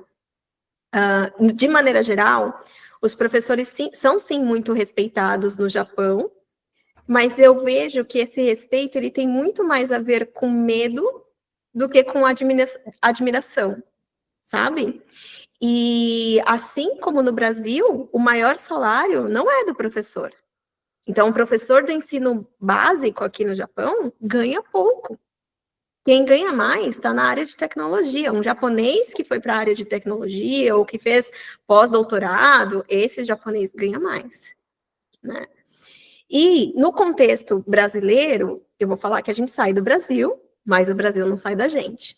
Então, o que eu vejo da comunidade brasileira é que essa valorização do professor, né, e se for pensar em questão de remuneração, tem vários aspectos. Eu entendo a questão financeira, porque esses brasileiros que vêm para cá têm a ideia de que eles ganham muito, quando eu acho que eles ganham muito pouco, isso, né, pelo trabalho que executam. E quanto isso custa de saúde, de vida e de tempo, e, enfim, de umas outras coisas, né? Mas eu entendo que eles não conseguem investir mais na área de educação, mas entendo também que existe aquela questão, olha, eu estudei, né? Quantas vezes a gente vê um advogado que não está trabalhando na área de direito, né? O nutricionista que foi fazer outra coisa. Então, assim, eu acho que para a gente valorizar o conhecimento que a gente tem, a gente precisa aplicar esse conhecimento. Eu acho que isso falta nessa questão da gente se organizar como sociedade, da gente querer competir um com o outro, sabe? Eu vejo as coisas de uma maneira mais ampla, assim. Então, resumidamente, respondendo para ela, eu diria assim, os professores são muito respeitados aqui, né? Quando eu chego e falo que eu sou professora, né, ou que eu sou instrutora para os japoneses, eu tenho um outro status, né? Eles me veem com outros olhos. Então, assim, eu ensino japonês para japonês não, eu ensino português para japoneses, né? E eu percebo que, assim, eu mesmo tendo toda a dificuldade, né? Eles me tratam muito bem, né? Então, eu me sinto respeitada, né? Por tendo dificuldade para falar a língua deles, né? E mesmo assim, eu vejo o Japão como um todo, eles são muito respeitáveis, né? Tem agora essa onda de querer falar que os estrangeiros, né? Tem uma briga política acontecendo no noticiário japonês e tudo mais, né? Mas eu acho que isso é meio que no mundo todo, né? Assim, né? Sempre tem umas pessoas que, enfim, não conseguem conviver com a diferença dos outros, mas de maneira geral, eu posso dizer que a sociedade japonesa, ela respeita muito o outro, ela tem isso como princípio, né? E os brasileiros têm aqueles que valorizam. Quem valoriza a educação. E é educado e entende o poder disso. Geralmente são pessoas que estudaram bastante e que conseguem ter uma visão diferente, né? Então, eu iria nesse sentido. Mas tem de tudo. Bem, eu falando assim, eu trabalhei como professora em uma escola no Japão, né, uma escola brasileira, e trabalho aqui no Brasil, eu acho que o salário está equivalente. Ok. Então, assim, para mim não fez diferença. Não fez diferença nenhuma, assim, né? Que eu vim para o Brasil, né? A Karina ainda está no Brasil, então eu vim, para mim tá igual. Não tem diferença. Questão de respeito é o que a Karina falou, né? Tem a questão, às vezes, do medo também, né? Que isso daí, para mim, foi um pouco difícil. Para mim, é bastante difícil eu chegar em uma sala de aula e os alunos ficarem muito quietos, não quererem questionar porque tem medo. Isso, para mim, não é legal. Então, aqui no Brasil a gente tem bastante problema com indisciplina em sala de aula, né? E com a nossa sociedade, que às vezes eu acho que a sociedade está esquecendo um pouquinho da importância do professor aqui no Brasil. Então, a gente tem que retomar, né? A gente teve a experiência há pouco tempo da pandemia, que as crianças tiveram que ficar em casa.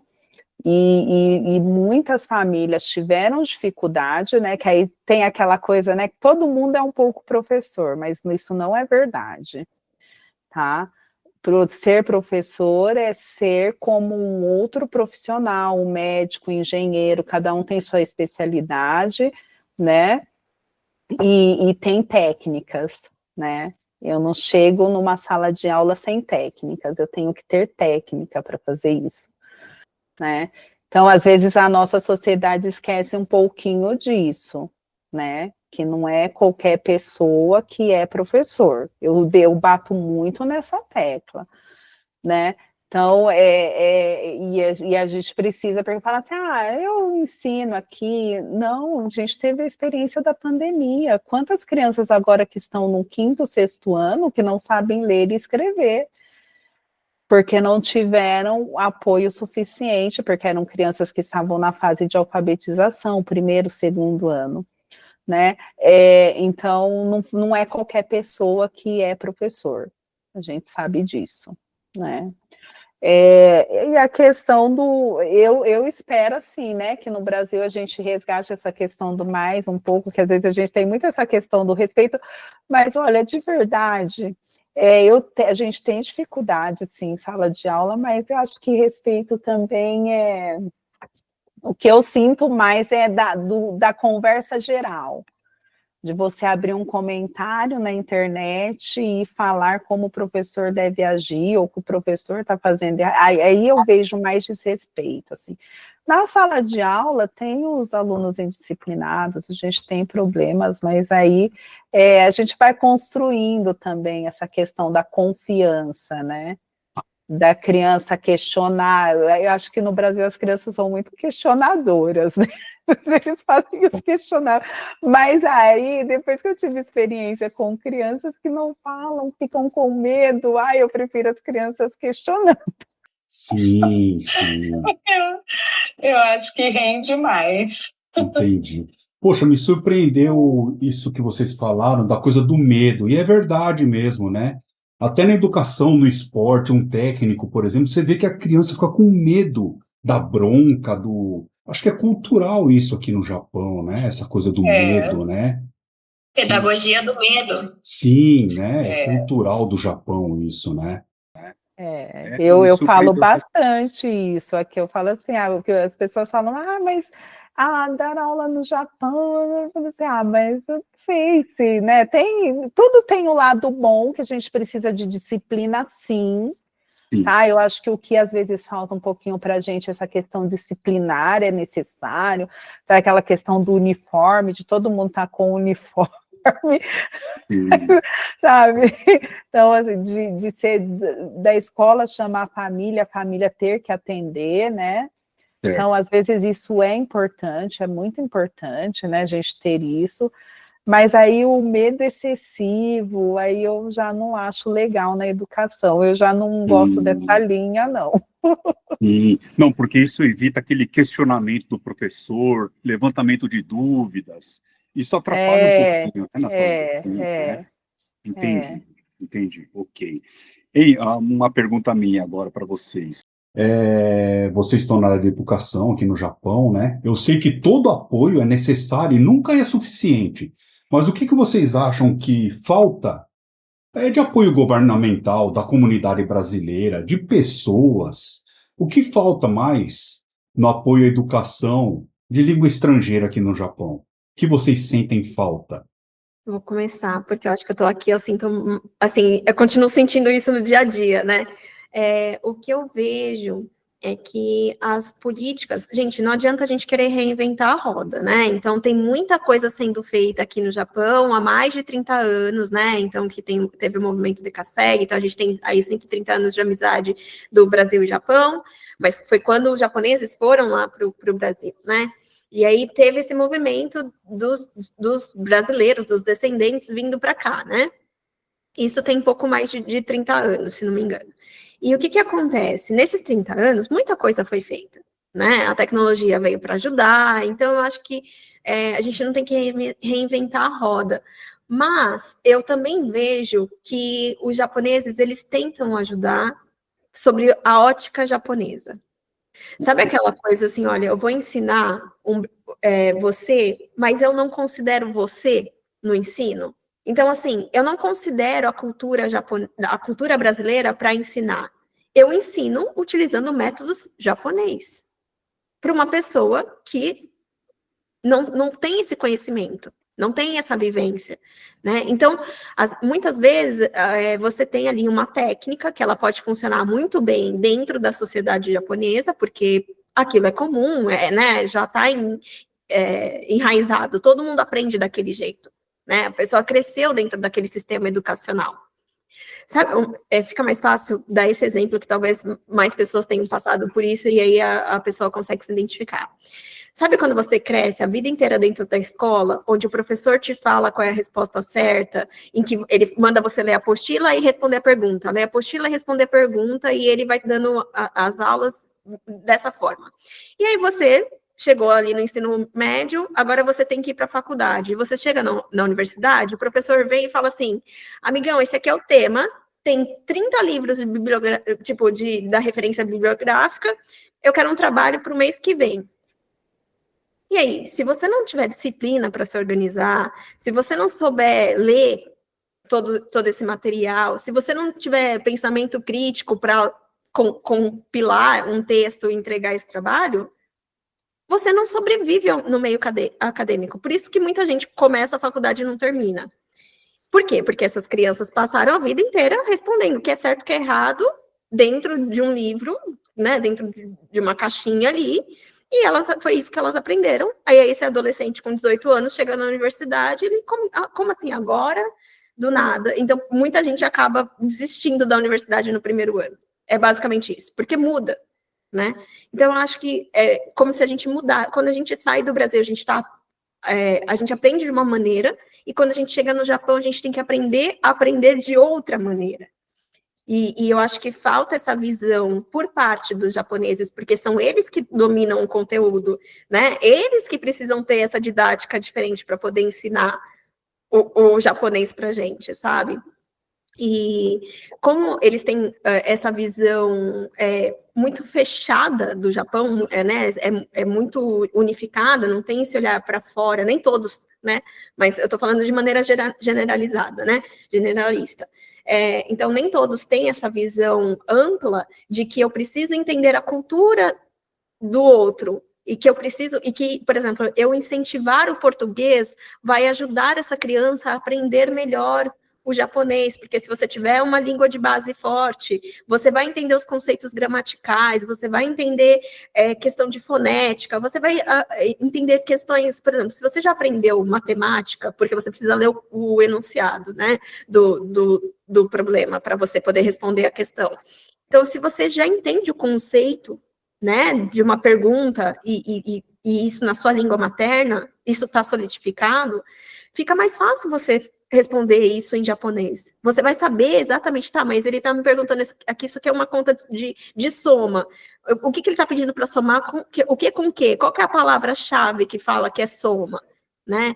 Então, acho que falta para o lado japonês entender esse contexto dos estrangeiros para ele poder ensinar melhor, então, para criar essa ponte.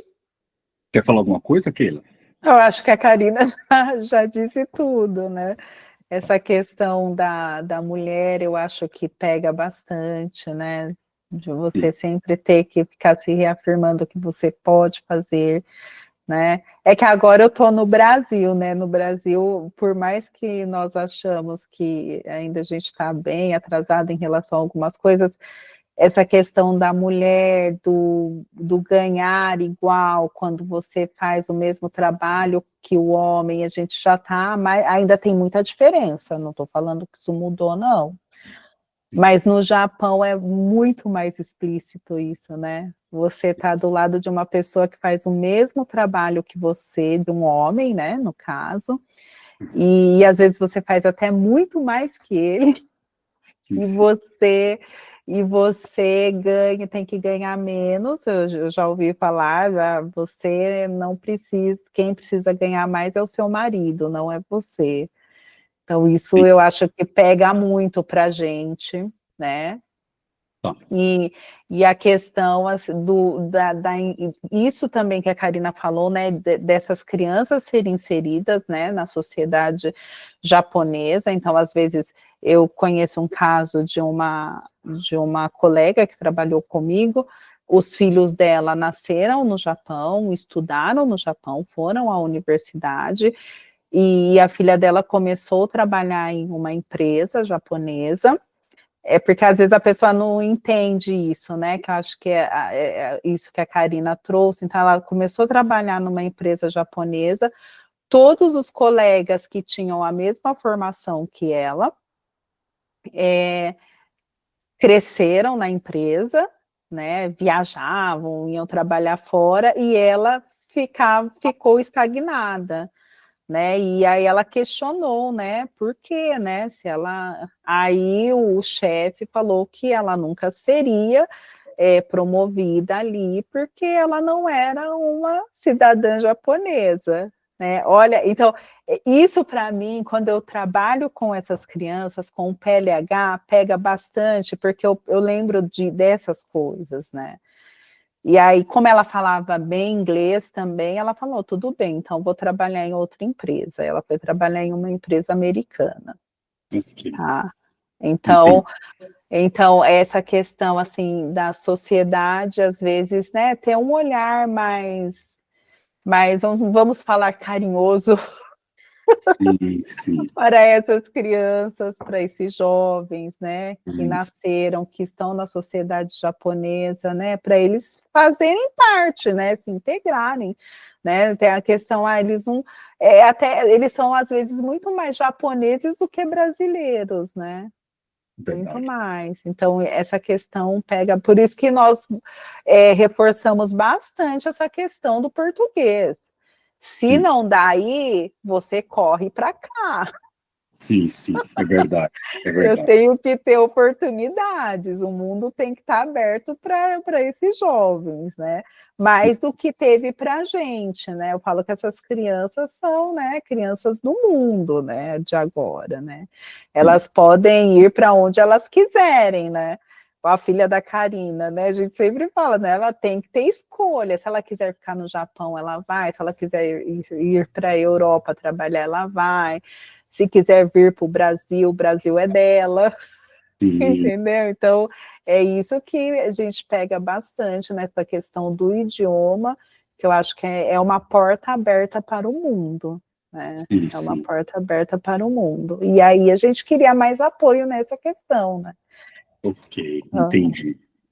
Não, eu concordo com tudo que vocês falaram, e eu vou ser mais duro, né? Na verdade, o mundo é machista, e o Japão também é muito machista, né? Tem muitas qualidades, tem virtudes, todos os países, né? Mas o Japão, ele é machista, ele discrimina estrangeiros, isso é uma realidade, que a gente não pode negar, né? É verdade. É que nem todo mundo, né? O que eu vejo, assim, que às vezes a gente fala assim, geralmente porque eu ouvia muito isso, sabe? Quando eu estava no Brasil. Porque tem os senhores lá, os mais velhos, geralmente eles não têm essa mente aberta. E olha que absurdo, eu me sinto mais acolhida justamente pela terceira idade, sabe? São os idosos que eu acho que já viveram, que já entenderam o ciclo da vida e que eu acho que abre a cabeça, né? Óbvio, nem todos, mas que eu percebo, assim, que são pessoas que gostam de artes, que gostam de... Você precisa achar o seu grupo, sabe? Assim, você precisa se inserir, tenha na cabeça, igual eu falei, tem gente legal e gente ruim ao redor do mundo, gente, tipo, ninguém está imune. Em alguns lugares, por exemplo, eles têm essa questão do respeito, nem todos respeitam. Alguns externam aquilo que pensam e não estão pensando coisas tão legais, né? E aí causa essa questão de xenofobia, enfim, né? Discriminação e tudo mais. Mas não, é o que ela pensa por conta da vida que ela teve, o que ela foi ensinada, igual o preconceito que a gente tinha no Brasil, com um monte de coisa, né? A gente não conhece um monte de coisa do Japão no Brasil. Eu conheço porque eu estava inserida nesse meio, eu tive a sorte de ter pessoas próximas que eram descendentes e eu, assim, amava. Estudei com vários alunos e eles acertavam todas as respostas. Eu falava, meu Deus, que legal! Eram sempre as pessoas mais inteligentes da sala. Então, assim, né, tipo, inteligência, gente, para mim é afrodisíaco, sabe? Então, eu ficava babando.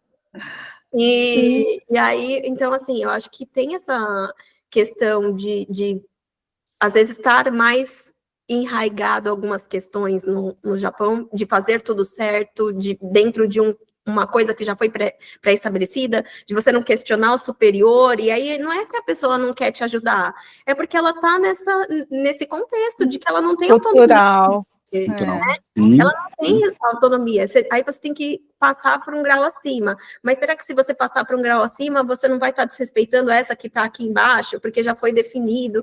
Então, são tantas nuances, são tantas, sabe, que não é simplesmente, porque é machista, ou porque é xenófobo, ou porque... Não, é... Assim, é um contexto, né? Sim. Depende de cada situação, mas o que eu vejo que ajudaria muito, independente das pessoas, da posição política que elas tiverem, da religião, sei lá do que elas estivessem abertas a conviver junto. É só isso. É como que a gente constrói pontes, né? Se a gente quer tanto respeitar, no Japão tem essa coisa de viver em harmonia, como que a gente faz para viver em harmonia sem se anular? Porque eu acho que é isso, né? Harmonia ao quê? Né? Eu acho que... E aí você precisa ter... Óbvio que não dá para ficar questionando tudo dentro de um processo. Eu implementei processo. Processo você precisa questionar tudo antes para entender e falar assim, estamos aqui, queremos chegar aqui. Como que a gente vai fazer isso? Uma vez que você implementou isso, você não vai ficar questionando tudo de novo. Você vai fazendo ajustes depois, né? E eu acho que... Só que existem crises globais, existem coisas que, né, quando mudanças abruptas, que você tem que construir tudo do zero de novo. E eu acho que isso que falta, essa visão que falta, sabe? De muitas... eu estou numa cidade que é pequena, né? Então... comparado com Tóquio, ou comparado com São Paulo e tal. Então, eu acho que ainda tem uma realidade diferente também aqui por conta disso, né? Ok, entendi. Karina, eu queria saber sobre os projetos futuros de vocês, tanto no campo profissional como pessoal, por favor. Legal. A gente planeja agora, esse ano, expandir, né, as aulas da Nativa, para atender mais crianças, e esse ano a gente está fazendo captação de recursos. A gente tentou fazer o ano passado com um projeto, foi legal porque a gente teve a experiência de como fazer, mas a gente não conseguiu atingir o resultado, né, que era o que a gente pensava. Então, a gente pensou em outras estratégias e, no momento, inclusive vou aproveitar para falar sobre isso, a gente descobriu que existe Pix no Japão, Pix japonês. Depois, se você ficar até o final desse vídeo aqui, digita aí Pix japonês, que a gente vai mandar para você o que é isso. e como ele vai ajudar a gente no nosso projeto, para a gente poder ter recursos, né, para expandir. Então, a gente não quer cobrar caro dos nossos alunos, a gente quer que seja uma via de acesso, né, que seja uma ponte realmente para essas crianças, né, de aprendizado para essas crianças, mas a gente conta, se cada um puder ajudar com um pouquinho, a gente consegue construir um projeto muito legal. Então, para a gente poder atender essas crianças e dar bolsa 100%, ou cobrar mais barato ainda, a gente gostaria de contar com o apoio de vocês para ter uma estrutura. Hoje eu trabalho utilizando um coworking, né? Então, a Keila atua de forma remota, né? Às vezes dando aula, às vezes dando suporte da parte pedagógica, mas aqui com as crianças no dia a dia, eu utilizo um coworking, um escritório.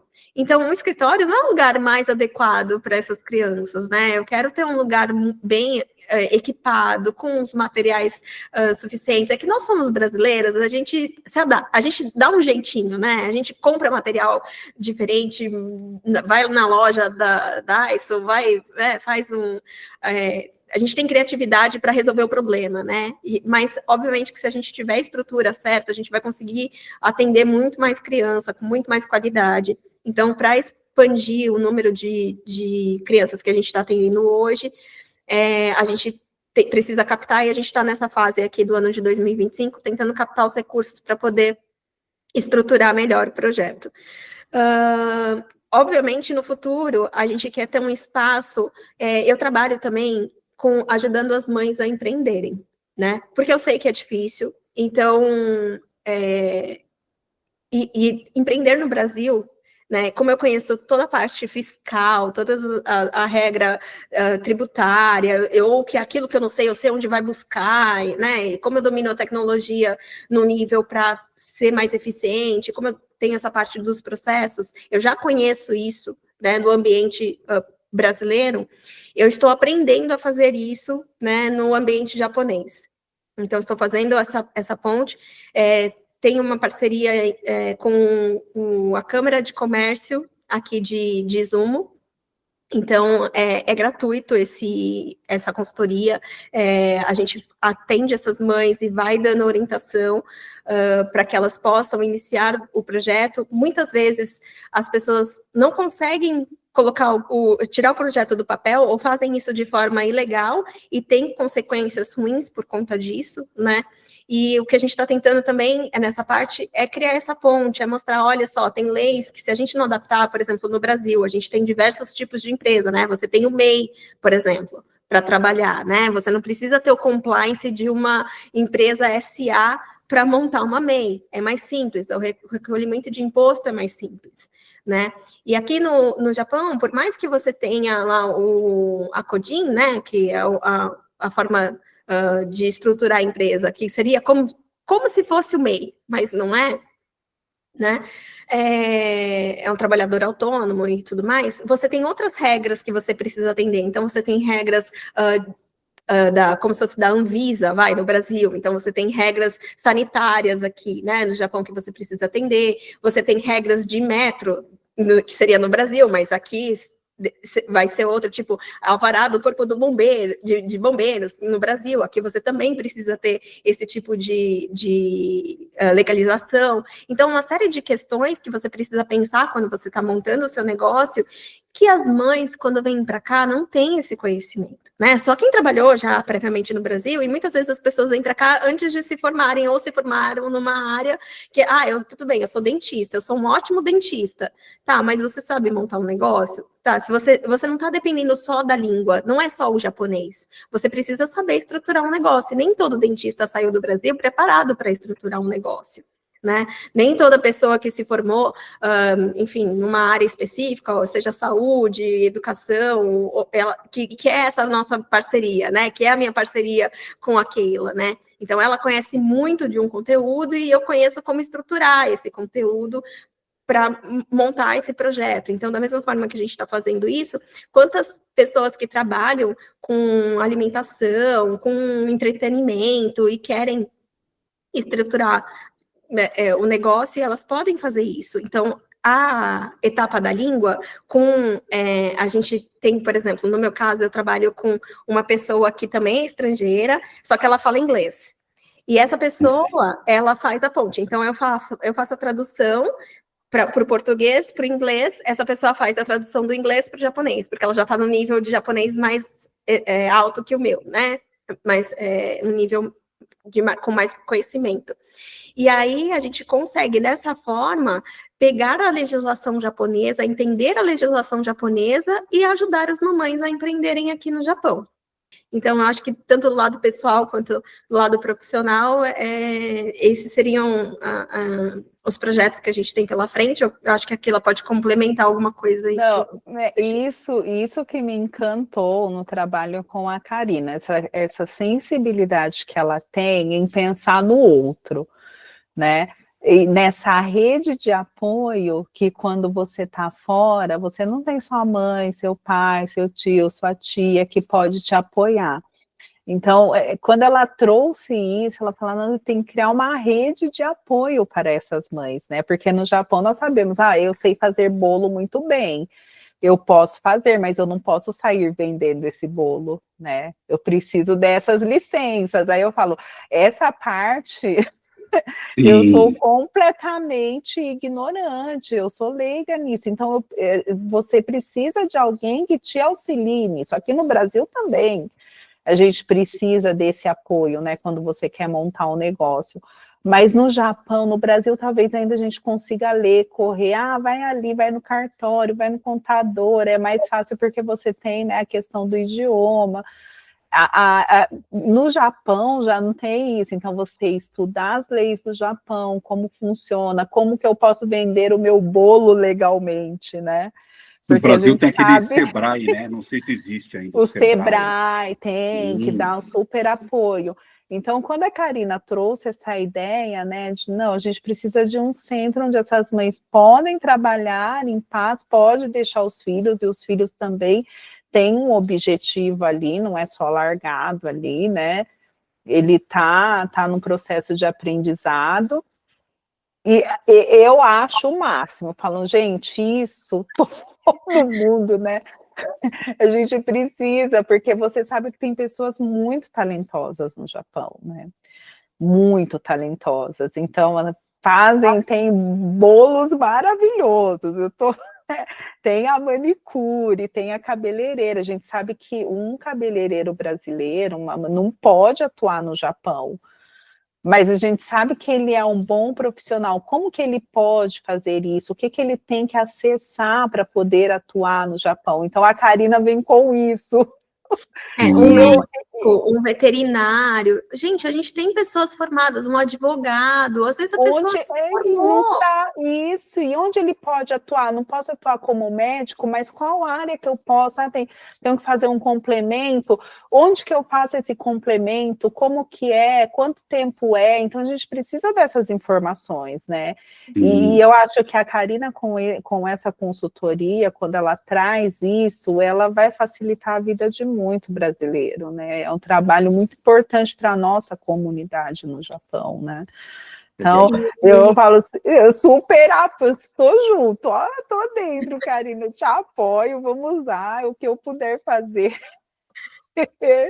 né? Que a minha área, né, eu sou educação, né? Então, essa parte eu sei que eu posso ir, assim, tenho que estudar mais, aprender mais, mas eu já consigo, né, andar, né? Agora, em outras partes, não, e ela tem isso, e é muito importante, né? Isso é muito importante para a gente, para a comunidade brasileira, né, do Japão. E é desbravar o mato, né? Eu isso. Falo assim, não tem nada pronto, então é um trabalho que é de formiguinha mesmo, né? De você ir buscando a lei, de entender, fala com um, fala com o outro, a língua é um problema, então vamos estudar mais a língua. E tem uma coisa que eu acho que no aprendizado do idioma, exceto quando você vai para esses cursos que você fica lá 4, 6 horas direto durante 2 anos para aprender, né, a se comunicar melhor, tem várias questões que impactam no aprendizado do idioma aqui para os brasileiros, né? E eu entendo que eles não conseguem, muitas vezes, avançar no aprendizado, porque é a mesma dificuldade que eu tive, porque é na pressão. Você precisa aprender na pressão. Quem é que aprende na pressão? Gente, ninguém. Você está sozinho, né? Então, já não é um sistema de ensino que te ajuda, você não tem o suporte. Então, o que a Nativa tenta trazer é, com tudo que eu tenho de bagagem, que não é muito, como é que a gente pode se ajudar? Então, eu tento pegar na mão, olha, o que é que você sabe? Tipo, eu sei isso. Vamos dar a mão aqui, vamos tentar fazer uma coisa diferente? Vamos ver, a gente pelo menos tentou. Pode ser que não dê certo, né? Assim como no Brasil, você abre um negócio, pode ser que não dá certo, né? Mas pelo menos você tentou. O Japão, ele tem muitos subsídios, muitas possibilidades de você ter suporte na empresa, né? Mas precisa dessa ponte. Então, é como se a gente tivesse, uma pessoa tá aqui, que ela tem várias características, várias qualidades, e tem essa outra pessoa aqui que não tem essas mesmas características, essas mesmas qualidades, só que ela tem outras. Só que elas não se falam. E aí a gente está querendo virar o degrau para que essa pessoa consiga subir e para que essa pessoa consiga descer e para que elas se encontrem, né? E para que elas entendam que agora elas estão no mesmo nível. Elas podem se complementar, né? Se você julgar se você julgar um peixe pela habilidade dele de subir em árvores, né? Tipo, ele não dá. Então, assim, cada um com aquilo que sabe.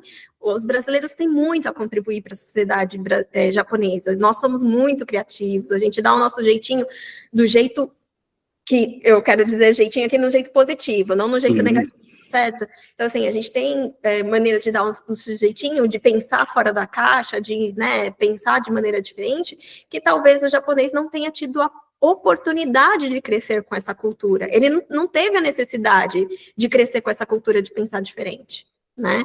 Então, talvez a gente se você não pensar diferente no Brasil, se você não tentar se virar no Brasil, você não está tudo escrito, tudo certinho. Você tem que ir aprendendo, você tem que ir conhecendo gente, você tem que... Então, vamos fazer isso aqui no Japão também. Esse é o objetivo da Nativa, né? E é isso, é ajudar as pessoas, só isso. Bom, Keila, Karina, Keila, por favor, deixa uma mensagem para quem estiver nos assistindo até agora. Vocês têm muitos conhecimentos e conteúdo para passar para as pessoas, né? Por favor. No caso, eu vou puxar bastante para o PLH, que foi o que nós falamos bastante. É uma mensagem para os pais, né? Para eles não deixarem, né, o nosso idioma, né, a nossa língua morrer, né, para essas crianças. Então, a maior herança que eles podem deixar para essas crianças é a língua, é o idioma, são as nossas raízes, né? Então, isso daí eu acho que você não pode abandonar nunca, mesmo com todas as dificuldades. Então, conversa com o seu filho em português em casa, insista. Lá na escola ele está sendo assistido, ele está falando japonês, né? Mas em casa, não perca esse diálogo, né, com os filhos. Isso é muito importante, né? A língua portuguesa para esse relacionamento, né, entre pais e filhos não morrer, né? Então, sejam persistentes no ensino da língua, procura profissionais se precisar, né, de ajuda, que nós sabemos que tem bastante profissionais que trabalham com isso, então aproveitem os projetos que tem aí, né? Então, não desanime, né? Nunca desista disso daí, embora seja um pouco difícil, mas nós não podemos desistir, nós somos os adultos, né? Então, é isso. Tá. Obrigado, Keila, pela mensagem. E você, Karina, por favor, deixa sua mensagem. A minha mensagem, ela vai um pouco mais, talvez, para os jovens, né? Porque eu imagino que por mais que eu dê ali o processo de alfabetização para algumas crianças, eu entendo que tem jovens que vão assistir isso aqui, de 17, 16 anos, e eu entendo que eles já têm uma capacidade de entender o contexto, né? entre aspas, é uma capacidade, mas é uma capacidade talvez ainda, eles estão meio perdidos, né? Se eles se veem, eu não sou japonês, eu também não sou brasileiro, e, né, e eles não têm autonomia ainda para resolver a vida. Até pouco tempo atrás, a idade da maioridade aqui era 20 anos, né? Agora que mudou para 18. Então, o que eu queria falar é que, assim, se você que acha que você está vivendo entre dois mundos, né, e que você não fala nem o português e nem o japonês, e você acha que o idioma, ele é um obstáculo, não, o idioma é um elo, né, é um elo. Então, quanto mais você estudar o japonês, mais você vai entender a sociedade japonesa e vai conseguir ver as coisas boas e as coisas ruins da sociedade japonesa. Quanto mais você entender português, mais você vai conhecer as coisas boas e as coisas ruins da sociedade brasileira, né? Uma sociedade construída por pessoas. As pessoas são boas ou ruins. E uma pessoa pode ser boa e ruim em determinada época da vida, com consciência ou sem consciência daquilo, né? Então, essa mensagem que eu tenho para falar, vocês não estão sozinhos. Eu passei muita dificuldade aqui. Eu estou no Japão 5 anos já, mas eu vivo tudo muito intensamente. Então, eu passei por muitos problemas aqui. Talvez eu não tenha vivido a sua história, a sua caminhada, mas eu sei que dói e você não está sozinho. Então, entre em contato com a gente. E para as mães também, eu gostaria de deixar um recadinho. Você tem outras opções para estar mais tempo com seu filho, com a sua filha. Você tem outras opções de trabalho, você tem talento para outras coisas, né? Não adianta ficar batendo carimbo, apertando parafuso, se isso não te faz feliz. Tem gente que fica feliz em fazer isso e tá tudo bem. Eu não estou pedindo para você que tá tudo bem mudar para fazer uma coisa que você não vai se sentir bem, né? Se você está se sentindo bem, que ótimo, encontrou seu lugar no mundo, tá feliz. É muito bom a gente ver as pessoas felizes. Pessoas felizes não enchem um saco, né? Desculpa o palavrão, mas é basicamente isso. Mas as outras pessoas que não estão felizes, em vez de você ficar reclamando da vida, em vez de você ficar, né, se achando, sei lá, a última bolacha do pacote, que você está sozinho, vamos nos unir. Tem outras pessoas que pensam um mundo diferente, que não acham que tudo é competição, que acham que o sol nasce para todo mundo. A gente só precisa se juntar. A gente só está meio espalhado pelo mundo, pelo Japão, ou até mesmo pelo Brasil. Então, se você viu esse vídeo até aqui, entre em contato com a gente, não importa onde você está, eu tenho certeza que cada um, da onde está, pode contribuir. A Keila está lá do Brasil e ela continua me ajudando. O Edson está em Yokohama, né, Edson? Sim. E está me ajudando aqui no interior do Japão, em Izumo. Então, eu acho que a gente está aqui para criar pontes. Vem construir essa ponte com a gente. Keila, Karina, parabéns pelo trabalho de vocês. É muito importante para a sociedade, para o mundo. Eu fiquei muito feliz por ter feito essa entrevista com vocês. Vocês são simpáticas, muito inteligentes, têm muito conhecimento para transmitir para a sociedade e para as pessoas. Tenho certeza, quem assistiu essa entrevista até agora adorou, tá bom? Muito obrigado mesmo, tá? Do coração. A gente que agradece a oportunidade. Nossa, meu Deus. Tô tremendo até agora, mas tá tudo certo. Obrigada, Edson. Eu acho que o seu trabalho é bastante importante, como eu já falei, para a sociedade, né, brasileira no Japão e para todos, né? Para quem tem curiosidade de saber um pouco mais sobre o Japão, eu acho que o seu trabalho é bastante importante. Eu estou feliz, né? Apesar do nervosismo, né, Karina? Como a Karina Nossa, disse. foi um achado, né? Encontrar o Edson. O Japão serve para essas coisas, né? Para unir as pessoas. Nunca se encontrariam se não fosse por terem o Japão como ponte para comum, né? Beleza. Então, obrigado, viu? Obrigado para vocês aí que mandaram as perguntas e vamos fazer mais entrevistas aí no futuro, tá bom? Vamos sim. Sim, Valeu. obrigada, Edson. Valeu. Tchau. Tchau.